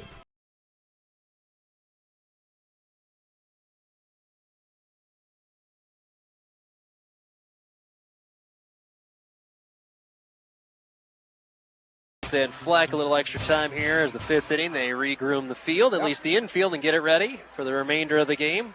By the way, if you're curious, if they go on hand. You're curious if they go extra innings, they don't re-rake it. It just keeps going. They just go until the game's over. A lot of people don't realize how many people it takes to run a state tournament, and Labor Day weekend is never easy to get people to help out on a consistent basis. So nice job by Shakopee, and I'm sure New Prague as well, keeping this facility in top shape. Maceman will lead things off. He's 0 for 1, walk and a fly out to right. Lights are on bright here at Joe Schlepper Stadium in Shakopee. Class C State Amateur Baseball Tournament. 3-0 the lead in favor of Hutchinson. First pitch from Rickard. Second inning of work for him. Misses for a ball, 1-0. Matt Timm, 15 for 15 so far in this game. We're through 5. Start getting the alarms ready. If he gets through this inning, then it becomes something. Really becomes something. 2-0 count. Pitch high, 3-0. And again, the leadoff guy is key. In there for a strike, 3-1. Either on if you're hitting or out if you're pitching. 3-1 count here in the top of the 6th inning. 3-0 the lead for Hutch. A run in the first, a run in the third, a run in the fourth for the Hutch Huskies. Off speed. In there for a strike. Count goes full. Not exactly happy with that call was Maceman. He steps out of the batter's box. And he doesn't like a lot of pitches. And we've had the discussion. You got to swing the bat and get the ball. Payoff pitch. In the dirt. Ball 4, walks him. Second walk of the game drawn by Maceman. Finding ways on, that's keys, and I would say you might look at a bunt situation here again. Every run is critical when you get to this level. Top of the 6th inning, 3-0. Hutchinson's in the lead, and the kid to the plate. Waitis already on the infield grass, anticipating Cody Arlt to bunt. He's 1 for 2. Bunt's ground out in the second and a single to right. Later scored. Bunt back towards the pitcher. Third baseman Waitis will pick it up, throw to first in time. 5-3. The sacrifice is complete. And runner taking a lead off a second because no one was there until the left fielder came in and actually covered up behind. And those are the little things that we've mentioned, and I keep mentioning. I'm a baseball fundamentalist, Adam, and it's critical you do the little things right and now take advantage of it with 1 out. Brings it to bat Jaden Fleck. 1 for 3 in the game. Fly out to left, ground out to short, single in the 4th. Batting here in the top of the 6th inning.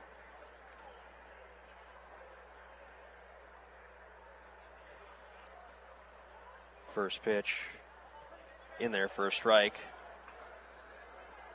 Milky wasn't able to cleanly catch that one, so here's some ooze from some fans. But been in the man in black before. That's catchers will do that to you once in a while. And 0-1 off speed, hits him. That was just.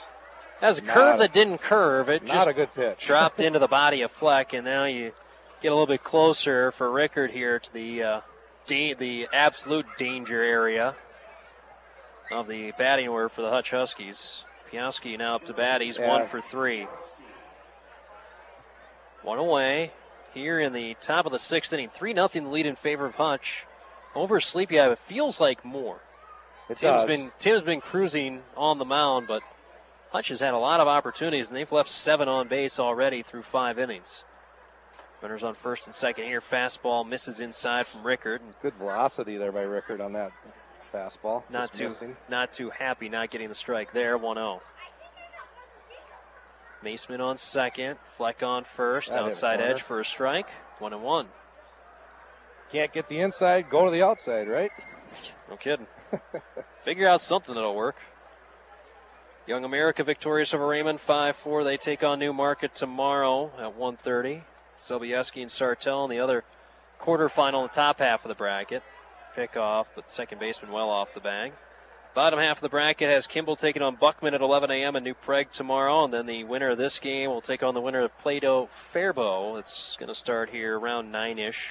Not too far away for that start time down in That one's hit well. Out towards right center field. That one will find the gap. That one's going to roll to the wall. Maceman will score from second. They're going to wave Fleck around from first. They're going to turn and go for 3 for Piowski, and it will be a stand-up. 2 RBI triple for Matt Piowski.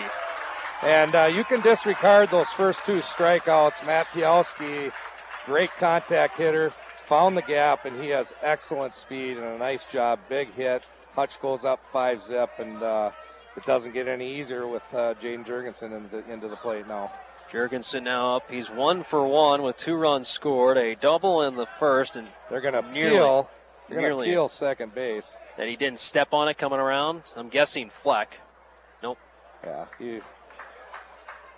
When you got multiple runners on base, that's not a great attempt. I'm sorry. It's tough to because you've got 6 set of feet. They're going to peel first. Oh, runner's going to steal Look home at that. because Nobody's the catcher. there. It's a live ball. Wow. Oh, that's a live ball. Live ball situation, and Piowski steals home. I'm sorry. That's a great heads-up play by Matt Piowski and Coach Cutter. Milky was out there on the mound. The catcher's going to back up to throw to first. It's not a dead ball. It's a live ball. And now the home plate umpire and base umpire talking about it. They have not put the run up on the board yet. This will draw an argument either way. Yeah, someone's not going to be Both happy at the coaches end are of it sitting at the baselines. And now here comes Cutter. He'll get the explanation. Wojtis is walking out. Home plate umpire has his arm out, saying don't ask, don't say anything. And Wojtis doesn't really have any reason to be out there right now. Cutter seemingly the more animated, and I'm trying to just judge by body. Go Sleepy Eye's way. I think so. Judging by body language, yes, Piowski will have to return back to third. And I'm going to say sloppy appeals. I'm going to go on the book. These are adults. Very sloppy play and appeals, not having somebody at home plate. This is a live ball appeal. You have to step off and throw it, and if the ball goes by, which is why the catcher was down there, that run goes. But to not have anybody at home, boy, I don't know. Infield will be in, runner on third.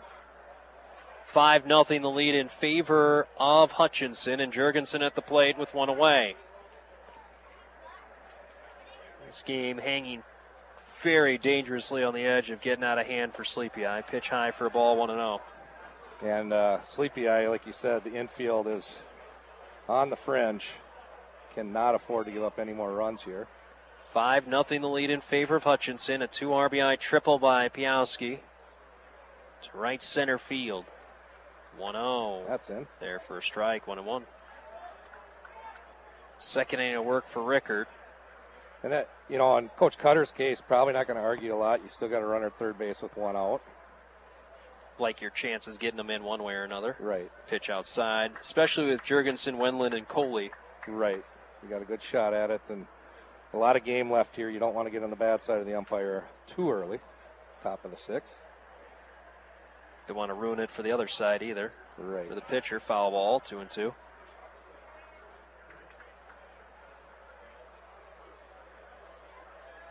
Top of the 6th inning.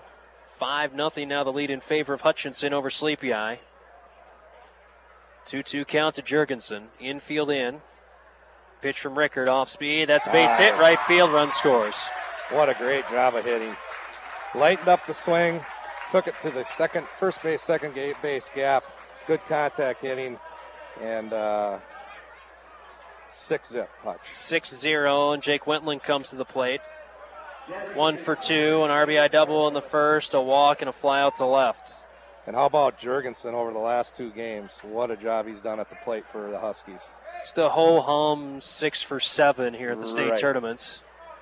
Coming in as one of the leaders I saw on the NBA website, but after 1 game, that doesn't mean a lot. But pitch in the dirt, nice stop by Milky, keeps it in front of him. Good hustle. Like to see that out of a catcher. Depending upon how far Hutchinson can go, this type of a start for the tournament can definitely put you in some conversations with some 3 letters afterwards. That is a true statement. And what I like is... Pick off to first, Jurgensen backstanding. Again, talking from the Hutch end of things, is we do have plenty of arms waiting in the wings to get through tomorrow and possibly to Monday. 1-0. Inside edge for a strike. 0-2. 1-1. 1-1, sorry. I have that as a strike, whatever. Yeah.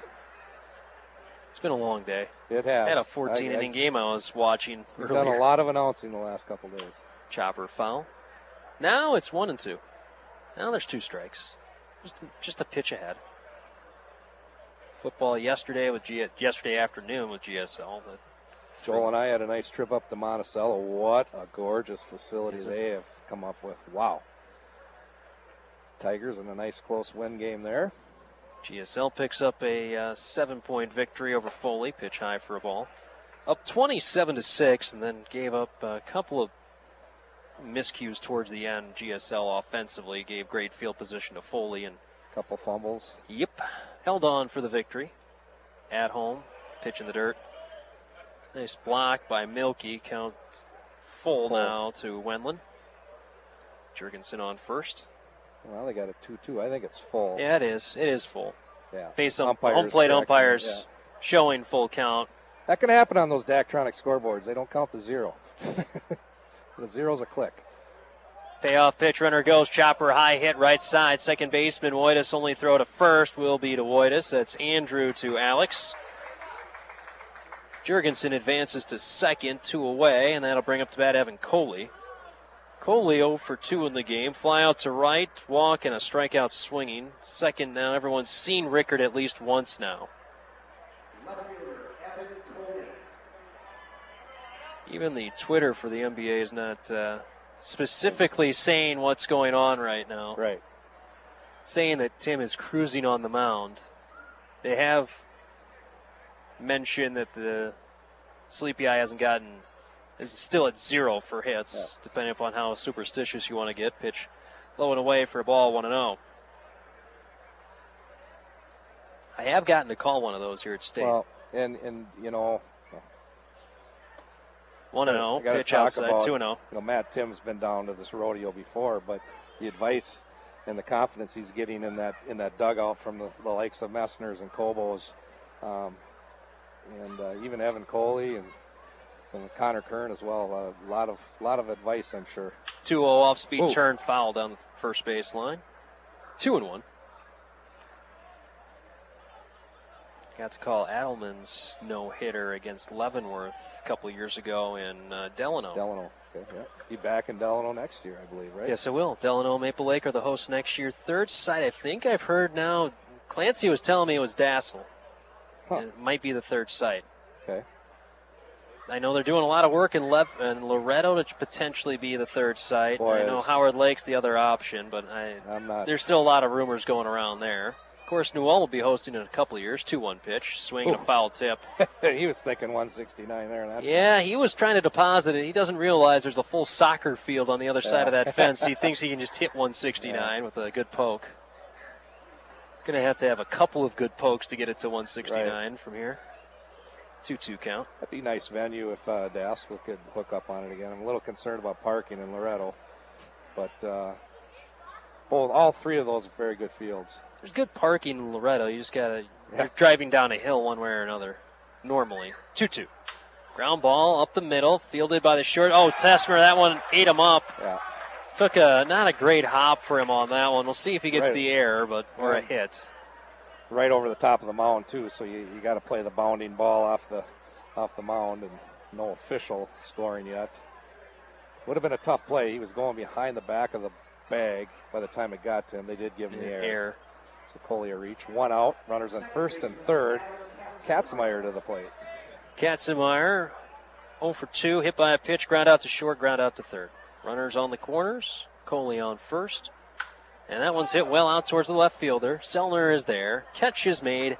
Inning is over, but not before they bring 8 batters to the plate, and they score 3 runs to the Hutch Huskies on the benefit of just 2 hits. There was 1 Sleepy Eye error and 2 left on base. We're through 5.5 complete here in Shakopee. Score now reads Hutchinson 6, Sleepy Eye 0. The next time you're in the mood for a delicious home-style meal, stop at the Hutch Cafe in downtown Hutchinson. You'll find breakfast, lunch, and dinner specials every day at an affordable price. Hutch Cafe also features delicious roasted chicken and great commercials, ideal for reunions, parties, events, or just for dinner. Stop at the Hutch Cafe today, right on Main Street in downtown Hutchinson. A proud supporter of the Hutchinson Huskies amateur baseball team is Clancy Kurth of Hutchinson. Clancy has been instrumental with supporting the Huskies throughout the years, working the state tournaments, working the concession stand, and has donated towards different projects. Clancy congratulates Bruce Rosano on being selected to the 2018 Minnesota Amateur Baseball Hall of Fame. Congratulations to the Huskies on being Region 12C champions and on a fantastic season from Clancy Kurth.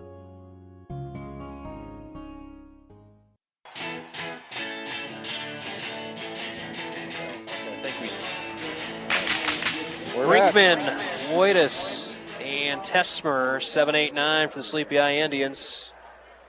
It's been good so far for the pitcher, Matt Timm, for Hutchinson, 15 for 15. Brinkman up to bat, 6-0 the lead in favor of the Huskies. Big 3-run top of the third. Those 3 runs make the score now feel more like how this game has been, because Sleepy Eyes had a couple the score caught up with the game a little bit. Yeah, Sleepy Eyes had a couple of good hits, and there's a flare shot towards short, but Fleck will range over and make the catch on the run. Ranging that between third and short. Great job by Fleck, and there's one away. That had a potential, though, drop in for a base hit, Adam, and good at bat, but good hustle by Fleck, got a good jump on it. Brings up to bat Alex Woitis, the first baseman. 0 for 1 with the ground out to second. Same thing for Brinkman in this game. Another left-handed batter for Sleepy Eye. Pitch missing inside for a ball. 1-0. 16 for 16 now is Timm in this game. 6-0 the lead. Favor of Hutchinson. Pitch there for a strike. And for those of you wondering out there, as we get closer to the potential, there have been a lot of no-hitters in the state tournaments. No one's ever retired all 27. The ground ball is short. Fleck fields it cleanly. Throw across the diamond, pulls Jurgensen off the bag, makes the tag, and gets the out. Good heads-up play there by Jurgensen at first. It is, and he did a nice job reading that wouldn't get it with a stretch, so he came off and got the glove in front of the runner. Good job by Jaden hanging in there and getting the throw over to first on a tough play. A pinch hitter here for Tesmer. That's going to be Belts hitting. Jared Belts hitting.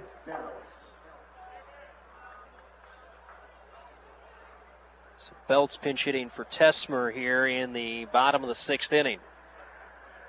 Against Timm, 3 strikeouts, no walks. No hits allowed. First pitch in there for a strike. 17 for 17 now in the game. The 0-1 in there for a strike. Quickly up 0-2 on Belts. He come in off the bench. Go ahead. Down 0-2 just that quickly. I mentioned being a little more patient, but Matt Timm just keeps firing strikes. 0-2. Swing and a miss. Wow. 18 for 18 is Timm. That's his 4th strikeout of the game. 3 up, 3 down again for Sleepy Eye for the 6th inning in a row. No runs, no hits, no errors, no one left on base. 6 complete. The score reads Hutch 6, Sleepy Eye 0. DQ fans, summer will be gone before you know it. Savor it while you can with the Summer Blizzard menu, featuring the new and returning favorites like Twix, loaded with real Twix pieces and caramel, s'mores packed with marshmallow, chocolate, and graham cracker crumbles, and even cotton candy, bursting with irresistible cotton candy sprinkles. Just like summer, this delicious menu can't stick around forever. So stop in to try the Summer Blizzard menu today at Dairy Queen in Hutchinson. This is fan food, not fast food. Next to your home, your car is probably your biggest investment. So why trust just anybody with the upkeep of your vehicle when you can stop at Pro Auto in Glencoe and Hutchinson? Mike and Lyle Iden and their crews have earned a reputation for quality work year in and year out. So whether your job is big or small, give Pro Auto a call. That's Pro Auto with locations in Glencoe and Hutchinson.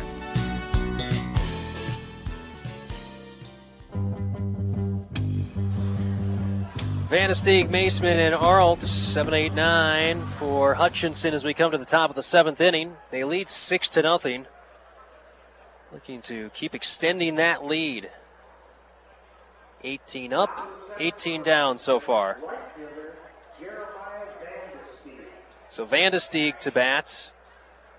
Looking for a hit.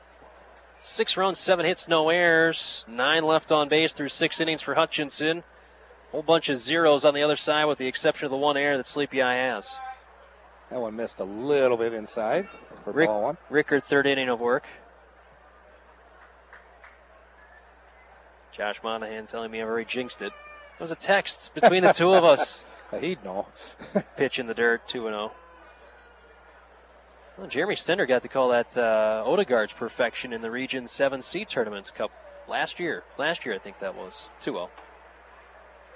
In there for a strike, and Milky again not able to get the clean catch on it, and he's points with the ump. Kind of lumbers back towards the plate, not happy with himself. 2-1. 2-1 pitch. Turn towards third. Woitis can't get there. Rolls into left field. Base hit. Start things off. Good job getting ahead in the count was Jeremiah Van de Steeg, and put a good wood on that. And now they'll bring Maceman to the plate, who's got a couple walks. Jerry Jojo Shabadoo. There you go. We call him Nuke. We call him Jerry. Jeremiah. Had a bullfrog. Keegan Maceman now up to bat. 0 for 1 in the game. 2 walks and a fly out to right. Sandwiched in between those 2 walks. Well, Hutchinson only played a 7-inning game, their first one in this first game of this tournament. Maybe the thought might be starting to creep across to save a little bit on the innings on the pitching too. Well, and get to bed earlier and ready for tomorrow, because tomorrow's a big day. No matter who you get out of that Plato Faribault game, you're going to face a very, very good baseball team. 1-0 pitch. Chop foul. 1-1.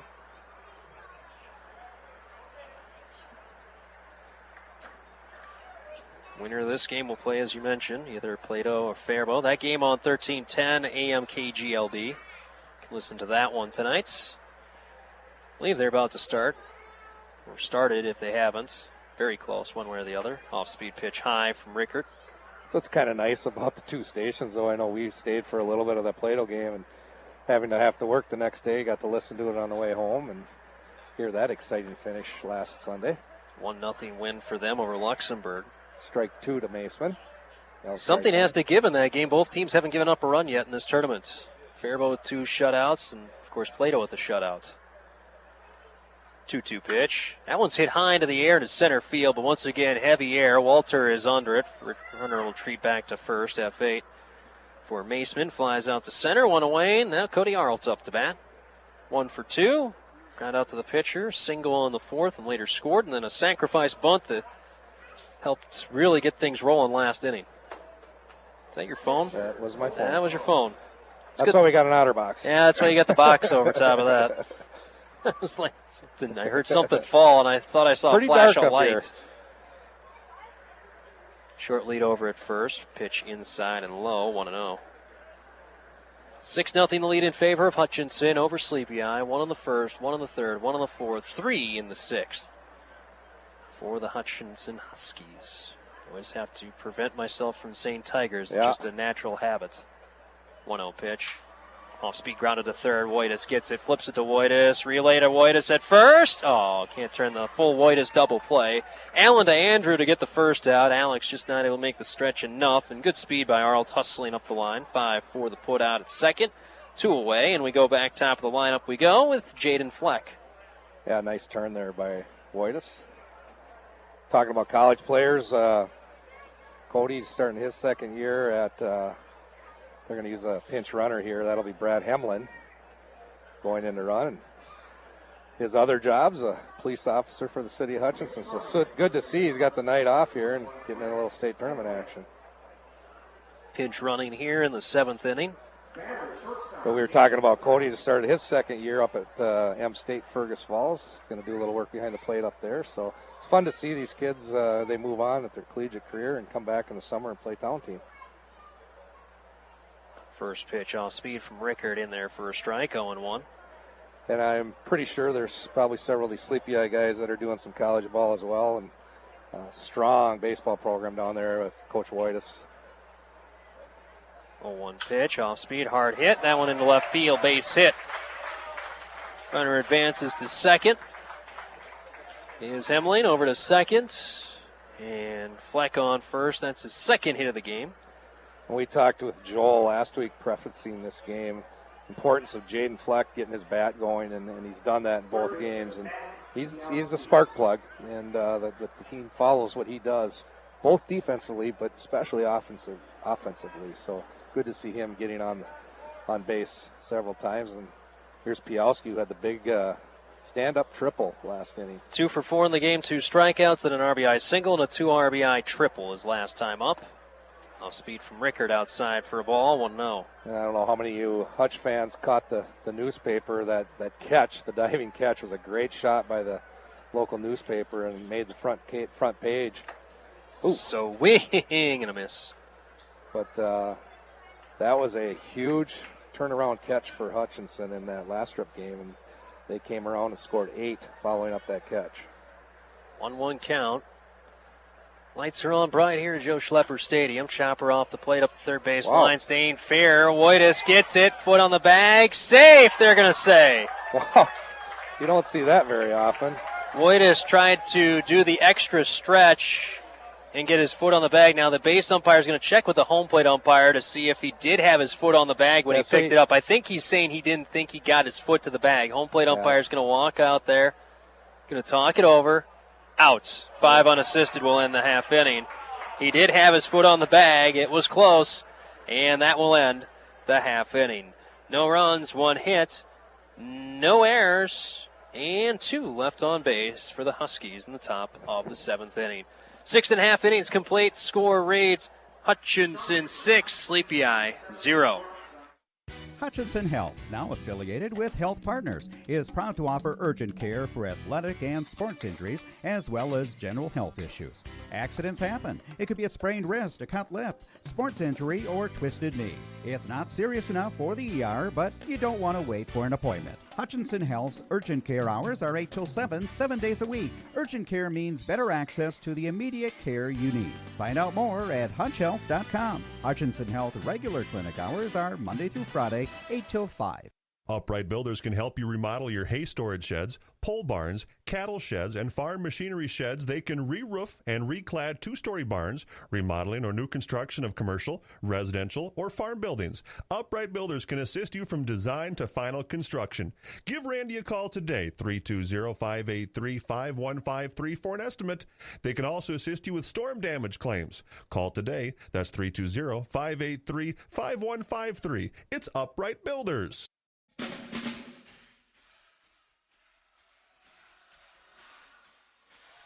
Woitis, Selner, and Walter, top of the order here in the bottom of the 7th inning. Stretch has been done. See if Sleepy Eye can get their first base runner of the game here in the bottom of the 7th inning. Thanks for joining us on AM 1260 KDUZ and SAM 107.3. Online at KNUJ.net and KDUZ.com. Little defensive change there for the Huskies. Noah Coro going in at second base for Adam Katzmeyer, and that gives a little more range out there at second base. Katz does a great job, but Mother Nature catching up with him a little bit. And Coro been playing a lot of third base, but with Timm pitching tonight, he got the short straw. But good to see him in there.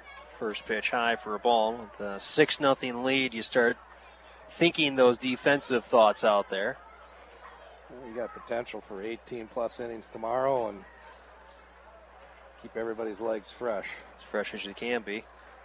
Timm on the mound, 18 up, 18 down to this point. 1-0 pitch in there for a strike, 1-1. 0 for 2 is Woitis. Fly out to left, fly out to short. We're out behind the plate. Piowski at third, Fleck at short. Now Coro at second, Jaden Jurgensen at first. Fastball low and inside. 2-1. Left to right in the outfield, Coley, Maceman, Van de Steeg. 2-1 count to Woitis. Only once in this game has Timm gotten to a 3-ball count. 2-1. That one's hit into the air into left field. Coley's got a beat on it. He is under it, makes the catch. 15 feet to the right of the left field line. And there's one away. And now Alex Selner up to bats. He's 0 for 2. Ground out to short, fly out to center. 19 for 19 for Timm.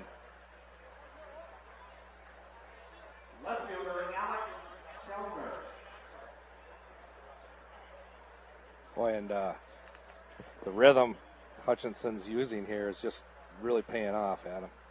First pitch in there for a strike. You couldn't script it any better right now. Adam Bartles, John Arnold with you here. Joe Schlepper Stadium. Bottom of the 7th inning. 6-0 lead, pitch low and away, 1-1. Usually, for most of the season, this has kind of been where Matt kind of toes the line a little bit, but doing a great job here tonight. 1-1, fouled off. Oh, towards the bleachers down that right field line. Guy with an arm in a sling already. Not a good sign. He wasn't sitting there last night. Good news is they are underway in New Prague. Oh, that's good.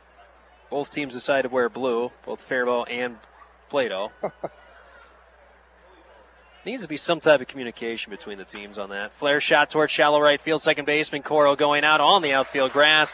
First instinct was he leaned in, but he never took that step, and that allowed him to get back in time and make the catch. And it's dangerous because you're going back so far. If that seeing eyeball ball drops in front of you, now you got a infield base hit. So nice job there by the defensive substitute there, Noah Coro.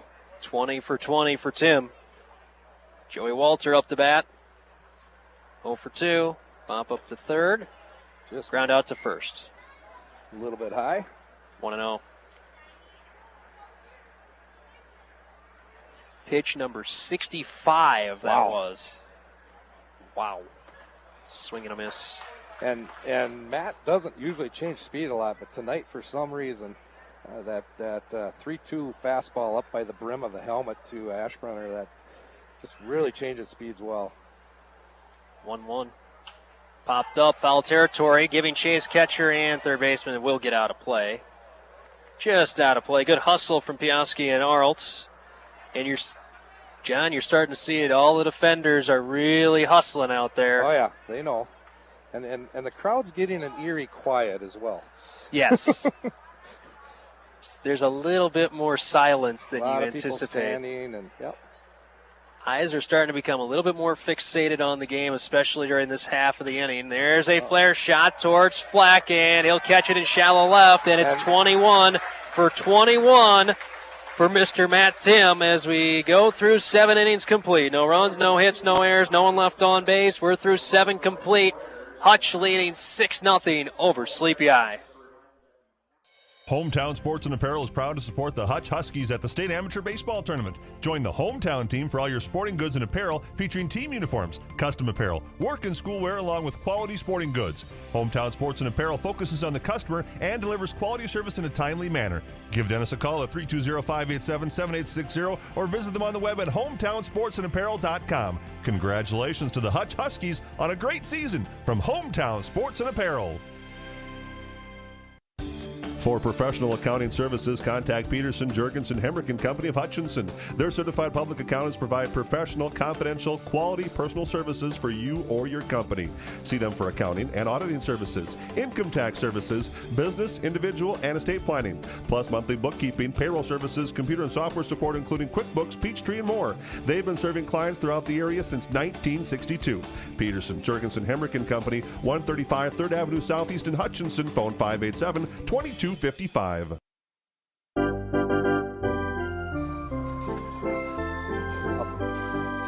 We're through 7 innings complete. We come to the top of the 8th. It'll be Jurgensen, Wendland, Coley. I believe the definition of that is murderer's row right now. 6 runs, 9 hits, no errors for the Hutch Huskies. No runs, no hits. And 1 error for Sleepy Eye. And a bunch of position changes. And another Wojtis now taking the mound. Derek Knockreiner out there at second. Andrew Wojtis now pitching.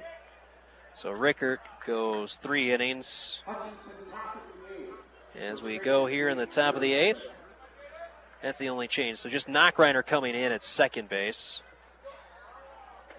First pitch in there for a strike. And I would bet right now there's a nice, cool bottle of water and nobody sitting around Matt Timm in that dugout. I wonder if someone's got some photos they're taking right now of that dugout, and if there's anyone remotely close to him. I know Connor Kern does the Hutch Husky Twitter thing, so if it would come from anyone, it would be the Colonel. 1-1 outside, 2-1. Andrew Woitis now on the mound. So Rickert goes 3, gives up 3. 2-1 pitch outside, 3-1. Draftees, so Mathewitz, the draftee from Stark, went the first 4, gave up 3.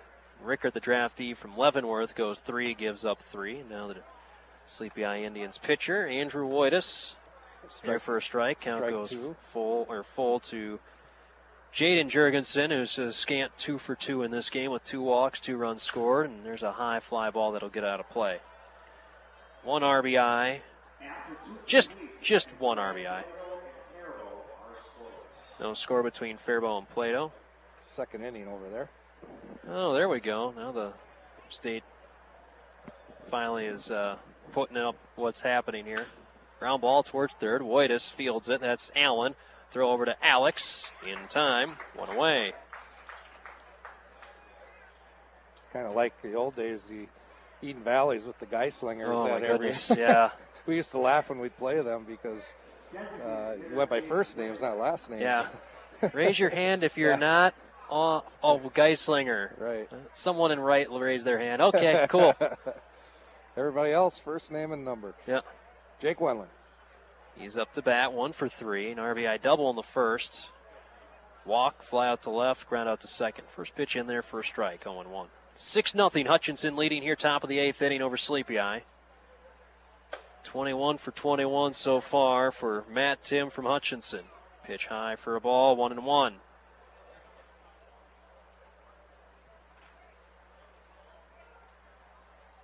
1-1 pitch for Andrew Woitis. Misses high, 2-1. Haven't seen a lot called up by the letters all tournament long, really. Done a nice job here tonight, too. Corners been active. 2-1. They give him a little bit more on the outside and the knees especially, but they won't give you the letters, and that's another one Woitis tried to get there. Wasn't able to get it. 3-1. Low and inside, he walks him. Wendland draws the walk. 7th walk taken by the Huskies in this game. Brings up the bat Evan Coley. 0 for 2. Fly out to right, a walk, a strikeout, swinging and on an error. Only error of the game. Left-handed batter, right-handed pitcher.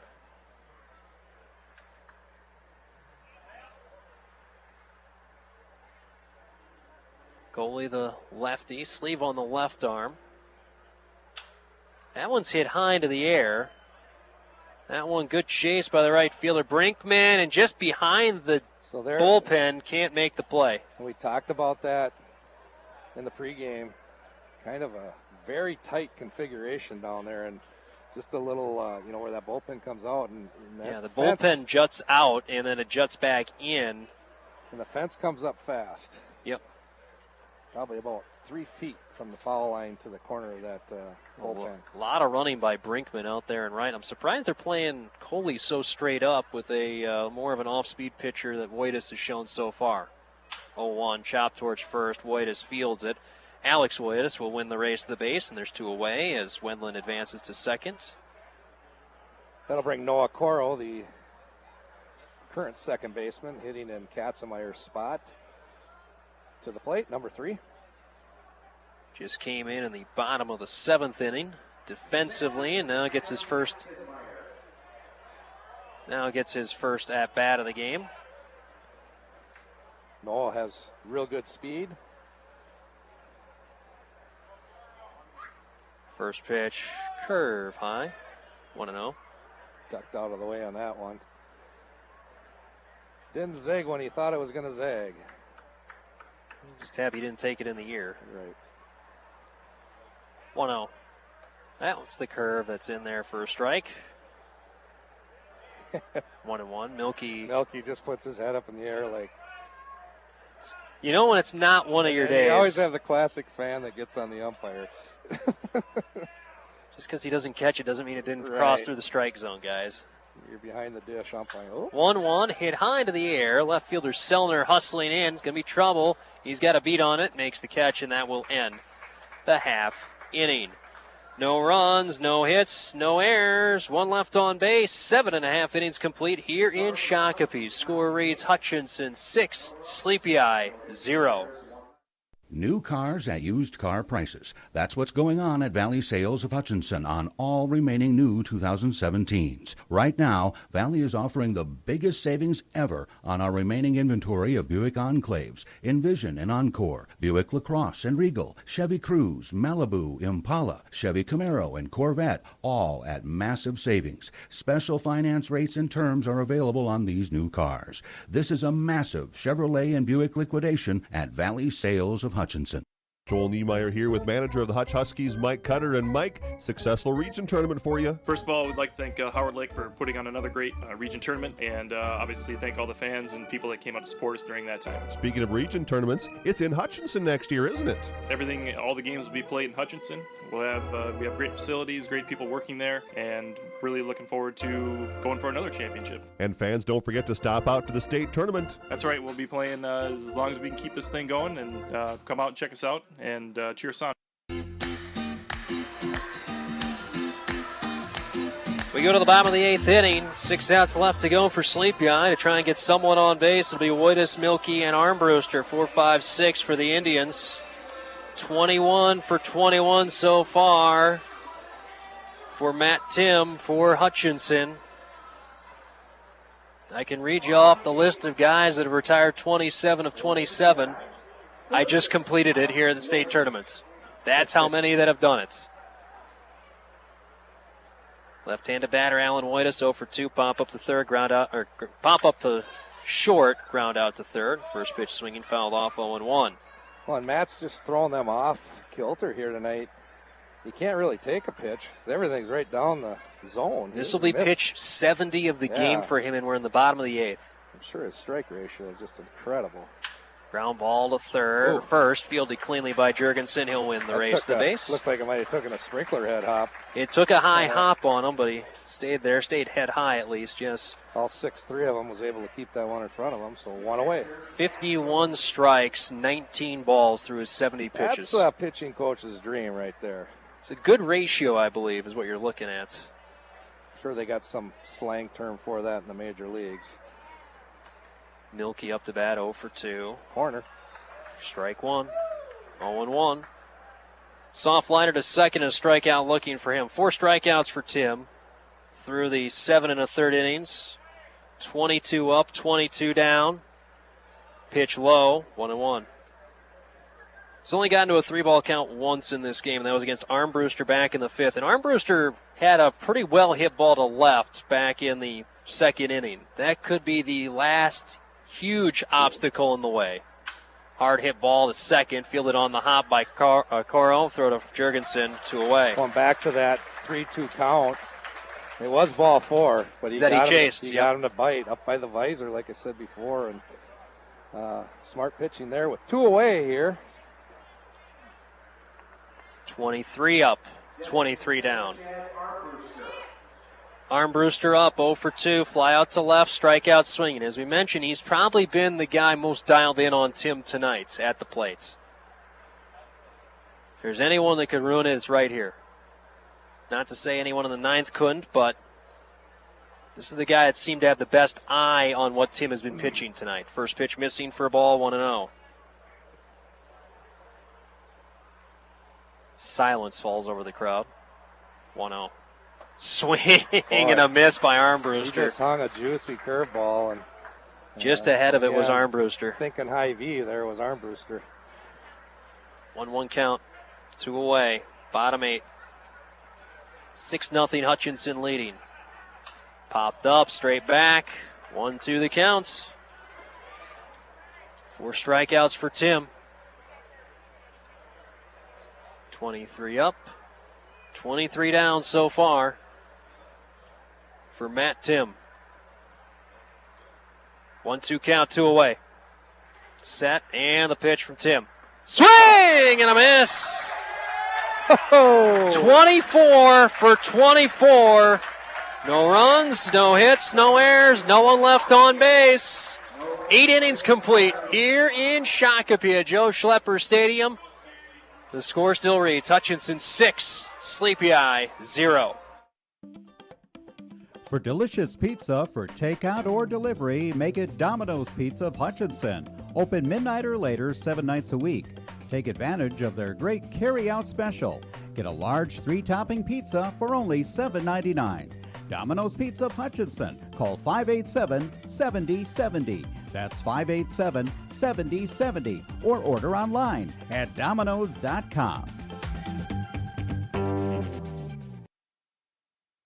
At Factory Direct Furniture, they guarantee you will pay less. Plus, they give you more choices. Over 150 recliners in stock for immediate delivery. Or shop their wide selection of over 30 mattresses on display with brand names like Simmons, Serta, Mattress One, and Therapeutic, all at the guaranteed lowest price.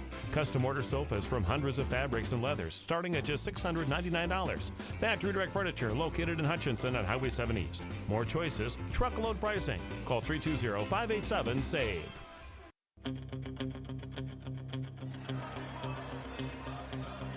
It's like Caleb Marquardt. Welcome back, everyone. We come to the top of the 9th inning. New pitcher on the mound for Sleepy Eye. Alex Sellner now pitching. So Woitis goes an inning. And now Sellner comes in for the 9th. New left fielder. Can't tell who it is out there, so I'm not going to try and... Hutch will send Caleb Marquardt on a pinch hit here for Vandesteep. Yep. Caleb. What, a Marquardt that doesn't play for Kimball? What's wrong with him? Well, he had quite the legend in front of him. His father, 30-some-year veteran, last year just retired for Hutchinson. So in Hutchinson, there is only one Marquardt family. And it was kind of cool watching Caleb play with his dad last year in his final season. And Mike inducted into the North Star Hall of Fame this year, rightfully deserved. And he won't be too far behind Bruce Rosenow, I'm sure, with a ticket in a few years, because he definitely has the credentials. 1-0. Hey, line drive to third, off the glove and into left field. So Marquardt will get a base hit. And that there's been a lot of base hits and big hits by the Marquardt family in this state tournament, and that was a nice at-bat by Caleb. Doesn't get a lot of playing time, kind of a reserve and courtesy runner type thing, but great to get a lick here and keep that family tradition at the state tournament going. Brings up back Keegan Maceman.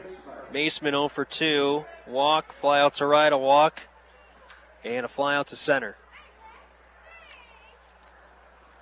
You go back to legends of the game, and I'm not sure if Hutch fans were 2016, that Plato-Hutchinson game, which potentially you could have again tomorrow, but Kyle Messner, ball pitch one. Missing for a ball 1-1 to Maceman. Came in and late in the game with bases loaded, nobody out, and got Hutchinson out of there with 3 quick outs. And we nicknamed him the Magician after that. 1-1, chop foul. 1-2. And an error on Mike Cutter. E14. Rightfully so, he's chasing it down. Yeah, he knows. He knows what he did. But you're talking Hall of Fame credentials. That, in my opinion, is one of my best state tournament memories, and kind of in my mind punched his ticket at some point in his career. 1-2 from the lefty Sellner, fouled off right side, out of play. Defensively, Milky behind the plate. Alan Woitis at third. Sam Tessmer at short. Derek Knockreiner at second. Alex Woitis at first. Not sure who the left fielder is currently for Sleepy. I apologize for that, but they made a substitution. Didn't tell who the sub in left is or who moved around. Wasn't relayed to the PA announcer, and it's not getting relayed to the rest of us either. And my 2020 can't pick it up. So. I did not bring my Binox. 2-2 the count to Maceman with runner on first. Pitch, ground ball, base hit, left field. Leadoff batters again. Hutchinson, the hit parade. That's the 11th hit for the Huskies. And nobody out. Don't think you'll bunt here. Up 6-zip. Cody Arld's up to bat. Dylan Reed going to go run for Maceman over at first base. Number 7, another great contributor, a left-handed hitter, puts a lot of time in, and you got to credit these guys that don't get in a lot either. You know, this is tough. A lot of these guys are going to school, they're driving back to, but it's all for the love of the game, Adam. No score in the Plato-Faribault game currently going on down in New Prague. If you want to listen to that, 1310 AM KGLB. Our sister station has that game. Though we have some potential history coming up here. I would bet there's a few people watching this one online. First pitch, swinging little flare shot towards first. Woitis is there to win the race to the base and get the out. Swinging bunt. Works just as well. Doesn't get the sacrifice, though. That's the problem. A little worm burner to the first baseman. Counts as an at-bat for Arnold, but runners move up. Marquardt to third. Reed to second. And now top of the order, Jaden Fleck up to bat. 2 for 4 in this game. Fly out to left, ground out to short, single, walk, single. Infield will come in here for Sleepy Eye, try and keep it at 6. Low inside for a ball, 1-0. We will keep it here in between innings. Those board ops back there. We'll be keeping it here between innings. Talk about what's potential in the bottom of the ninth. 24 up, 24 down for Matt Timm so far in this game. He will go to the mound in the ninth. I think it's fair that we can start talking about it. I think we've gotten to the point now where we're okay. The monkey is so called off the bat. And 2-0 pitch. Vin Scully would talk about no-hitters and perfect games and everything else. Yeah, he wasn't superstitious about it. But he had a pretty good career, I'd say. Yep. 3-0 count now to Fleck. You got to watch a lot of them over the years. Mm-hmm. Pitch in there for a strike. But, a lead like this, it's just the crowd is just quiet. It's really weird. Everybody's just concentrating on the game, and that's what's kind of neat about this. 3-1. Ground ball foul down the third baseline. 3-2. Count goes full. Marquardt on third, Reed on second. 1 away, top 9. 24 up, 24 down for Matt Timm. He'll come to the mound in the bottom of the ninth, trying to create a whole new page in the book. Payoff pitch. Strike 3 as Fleck had tossed his bat. He'll have to go pick it up and walk back towards the dugout. 2 away. Better hit a home run if you're doing a bat flip like that. Yeah. Brings up to bat Matt Piowski. 2 for 4. 2 strikeouts, single, triple, 3 RBIs, run scored. Infield adjusts back. Normal depth now with runners on second and third, but 2 outs. First pitch from Selner. Fouled off. 0-1.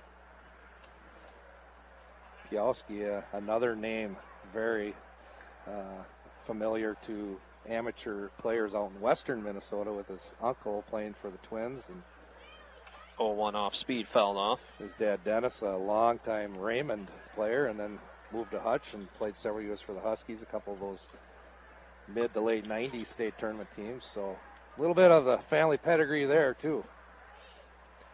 0-2 count, 2 away. His dad was never that fast, though.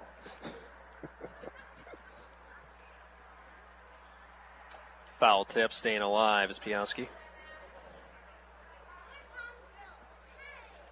6-0 Hutchinson leading. 1 in the first, 1 in the third, 1 in the fourth, 3 in the sixth. And those 3 in the sixth really have put this game on cruise control. And, of course, the other story is Matt Timm, who's retired 24 straight to start the game. You can figure out what we're talking about with that statement. Runners on second and third, 0-2 count, and the pitch from the lefty Selner. Popped up, foul territory, first baseman Woitis hustling, can't get there. Good hustle. Yeah, that was good hustle, but just kind of a eephus foul ball there. It's the one where you kick and you're just like... Cue ball, corner pocket. Yeah. 8-ball, corner pocket. No, stay up there. Just give me another 2 seconds. Give me another second, I'll get there. Yeah. What are you doing? 0-2 count again from Selner. Got him. Swing and a miss. Nice fastball. And that will end the top half of the ninth inning. No runs, 2 hits, no errors, 2 left on base for the Hutch Tigers as we go to the bottom of the ninth inning. And with Timm having retired all 24 he has faced so far, everyone's eyes point towards number 8 as he jogs out to the mound here. 9:40 in the evening on this Saturday, First day of September 2018. He digs in. He's retired the first 24. Fly out to left, ground out to short, fly out to the third baseman. Only really a couple of opportunities and hits that we thought maybe Sleepy Eye could get. If you're looking through the list of state tournament no-hitters, they go as such. 1926. Bill Johnson did one in St. Paul for Minneapolis Bottineau over Dassel. Oh, no, that could have been it. One walk, the only base runner in that game, the sixth inning. Bob Thompson in 1929. He pitched a no-hitter for Springfield against Osseo. 12 strikeouts, but one walk. The only batter that got on was in the ninth inning in that game. 32, Jack Stans for Chaska threw a no-hitter against Sleepy Eye. Walk 3 in that game. 32, Ron De La Hunt. Walk 7 in a win for Chaska over Onamia. In 1944, Earl Smith, 4 walks, 14 strikeouts. A 46-year-old threw a no-hitter against Crown. That was in New Ulm in 1944. 45, Roger McDonald had a 5-walk no-hitter as none of the balls were hit out of the infield in that game as Mayer was no-hit in 1945. 47, Don Anderson and Gene Cooney combined for a no-hitter. 1-0 win over Maple Lake. 4 walks in the first 8 innings as Don had to give way to Gene Cooney. 1950, Roman Bartowski threw a no-hitter but walked 3. 1951, Dick Donnelly in a 23-0 win had a 6-walk performance in 1951. Dave Spencer, 6 innings, 5 walks, 4 strikeouts. There have been 24 batters that have come to the plate. All 24 have been retired. Brinkman to lead off. First pitch, ground ball. That one, diving stop by the second baseman. Throw to first, scoop by Jurgensen. Wow. What a play. Coro to Jurgensen. 1 away, 25 up, 25 down. That might be the play that turns this thing over, but Noah Coro going hard. Had a layout, and Jurgie with a great scoop on a tough throw. Big play, Hutch Huskies. 1 away. Jerry Zellner in 59 had a no-hitter. In 67, Cal Larson. In 72, Greg Bagalki had a no-hitter. 73, Jerry Wickman pitch in there for a strike. 79, starting to come alive. Paulson with the no-hitter. 92, Tom Train had a no-hitter. Then it went until 0-2 with Bill Dunker from St. Patrick threw a no-hitter, but walked 6. Ground ball, back to the pitcher, knocked down by Timm. Timm, barehanded pickup, throw to Jurgensen, 2 away! 2 away! Well, I'm going to make a comment while you're saying that. All these names, probably studs that get talked about. Nobody was talking about Matt Timm 2 weekends ago. This is awesome. Kyle Collins, 2012. Nate Melick, 2012. Mike Adelman, 2013. Tyler Jandro, 2014. Keith Myers, 2015. History in the making here. Myers did not walk anyone, but he hit one batter. And it all comes down to this last at-bat of the game, and a pinch hitter, number 15 in. And there's a line shot down the left field line. Fair foul! Oh. Inches foul down the left field line. Whoa. Inches foul. So close. So close. Wow. Down that left field line. Jacob Kraft, the last man standing for Sleepy Eye. This is history if it happens. There's never been a perfect game at State. 0-1. Got it. Oh. Not there, just high. 1-1. I might have to turn my mic off. I can help you with that. Let you just be a fan here, John. That's fine. I'll let you. I'm going to let you turn your mic off, take the headset off. Be a fan. 1-1. Chopper to third. Fielded cleanly. Throw to first. Scoop. Jurgensen. Perfection by Matt Timm for the first time in 95 years. There has been a perfect game thrown at State. Matt Timm has done it. 27 up. 27 down. Never before has this happened in 95 years of State amateur baseball, and it has happened here tonight in Shakopee. The town that hosted the first State amateur baseball tournament has now hosted the first ever perfect game in State tournament history. 27 up, 27 down, and Hutchinson moves on to play tomorrow against the winner of Plato and Faribault. They move on, a 6-0 victory in favor of Hutchinson. We'll take a 2-minute timeout. We'll come back and put a bow on this one. Hey, John, go get Mr. Timm and bring him on up here. We're going to need to talk with him. First time in history in the state tournament, a perfect game has been thrown. He will have a portion of the book to himself next year. Congratulations. 6-0 the win in favor of Hutchinson. We're back post-game show in 2 minutes here on KDUZ and SAM 107.3. The next time you're in the mood for a delicious home-style meal, stop at the Hutch Cafe in downtown Hutchinson. You'll find breakfast, lunch, and dinner specials every day at an affordable price. Hutch Cafe also features delicious roasted chicken and great commercials, ideal for reunions, parties, events, or just for dinner. Stop at the Hutch Cafe today, right on Main Street in downtown Hutchinson. A proud supporter of the Hutchinson Huskies amateur baseball team is Clancy Kurth of Hutchinson. Clancy has been instrumental with supporting the Huskies throughout the years, working the state tournaments, working the concession stand, and has donated towards different projects. Clancy congratulates Bruce Rosano on being selected to the 2018 Minnesota Amateur Baseball Hall of Fame. Congratulations to the Huskies on being Region 12C champions and on a fantastic season from Clancy Kurth.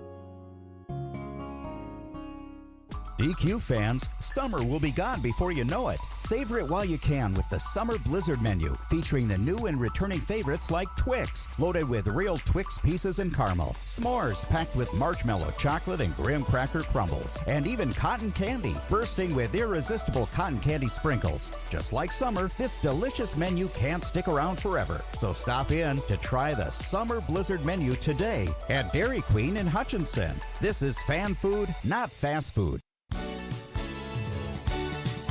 Next to your home, your car is probably your biggest investment. So why trust just anybody with the upkeep of your vehicle when you can stop at Pro Auto in Glencoe and Hutchinson? Mike and Lyle Iden and their crews have earned a reputation for quality work year in and year out. So whether your job is big or small, give Pro Auto a call. That's Pro Auto with locations in Glencoe and Hutchinson.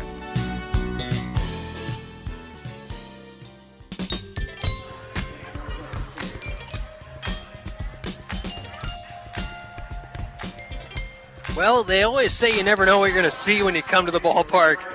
First ever perfect game was not something you anticipate here, but Matt Timm, well, he has done it. First time in 95 years of having the state amateur baseball tournaments, and for the first time, someone has thrown a perfect game.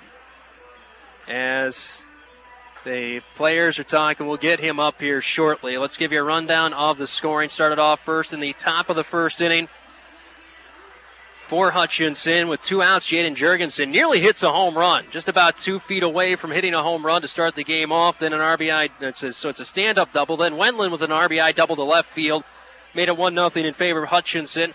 Really, at that point, that'd be all they need, but they had another run in the third inning with a walk, a 2-out walk by Jaden Jurgensen, then a walk by Wendland and a walk by Coley. Filled up the bases. A balk call on Mathewitz would bring in the second run of the game, made it 2-0 at that point through 3. Top of the fourth inning with 2 outs again. A lot of 2-out rallies by Hutchinson here tonight. Started with a single by Cody Arlt, a single by Jaden Fleckton, an RBI single by Matt Piowski. Would make it 3-0 in favor of Hutchinson. That would be it for Mathewitz in his day. Then in the top of the 6th, 3 more runs are added on the board. Big hit, Matt Piowski, a bases clearing triple. Scored 2 runs, I should say. A triple. It scored 2 runs. Made the score 5-0 at that point. Then he be brought in by Jaden Jurgensen, single, and that would make it 6-0. That would be the score that would hold throughout this. A couple of maybe dicey moments. Armbruster had a deep fly in the second inning and a great play on Brinkman. A diving stop by Coro at second and a throw and a scoop by Jurgensen to first.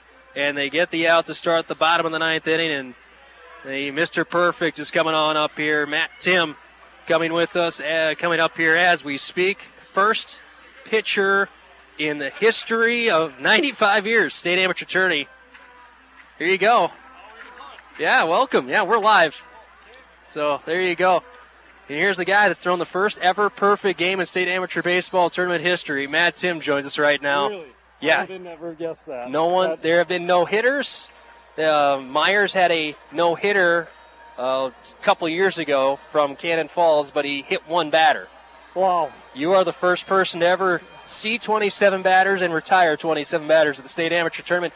95 years they've been doing this. This has never happened until tonight here in Shakopee.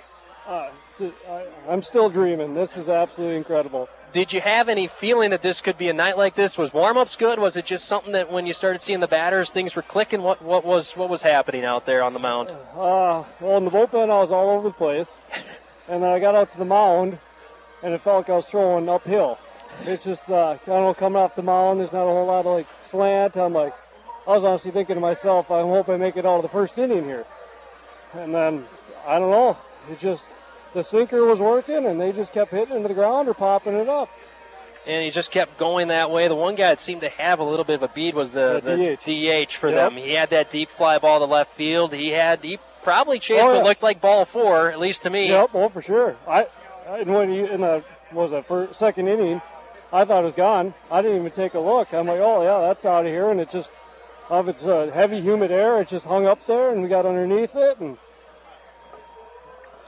it's just unbelievable defense the whole night. Yeah, I mean, a diving stop in second base to get the first out. Coro to get that first out to start off the ninth inning. If there are any nerves at that point, first pitch swinging, the guy has that hit, and Coro makes that play behind you. I mean, you know at that point everyone's pulling for you. Oh, absolutely. And they've been unbelievable on defense the whole year, and I knew they had my back, and they know I'm a guy that's going to try and attack pitchers or hitters and get the ball in play, and so they're always ready. And I try and work fast to keep them entertained. So.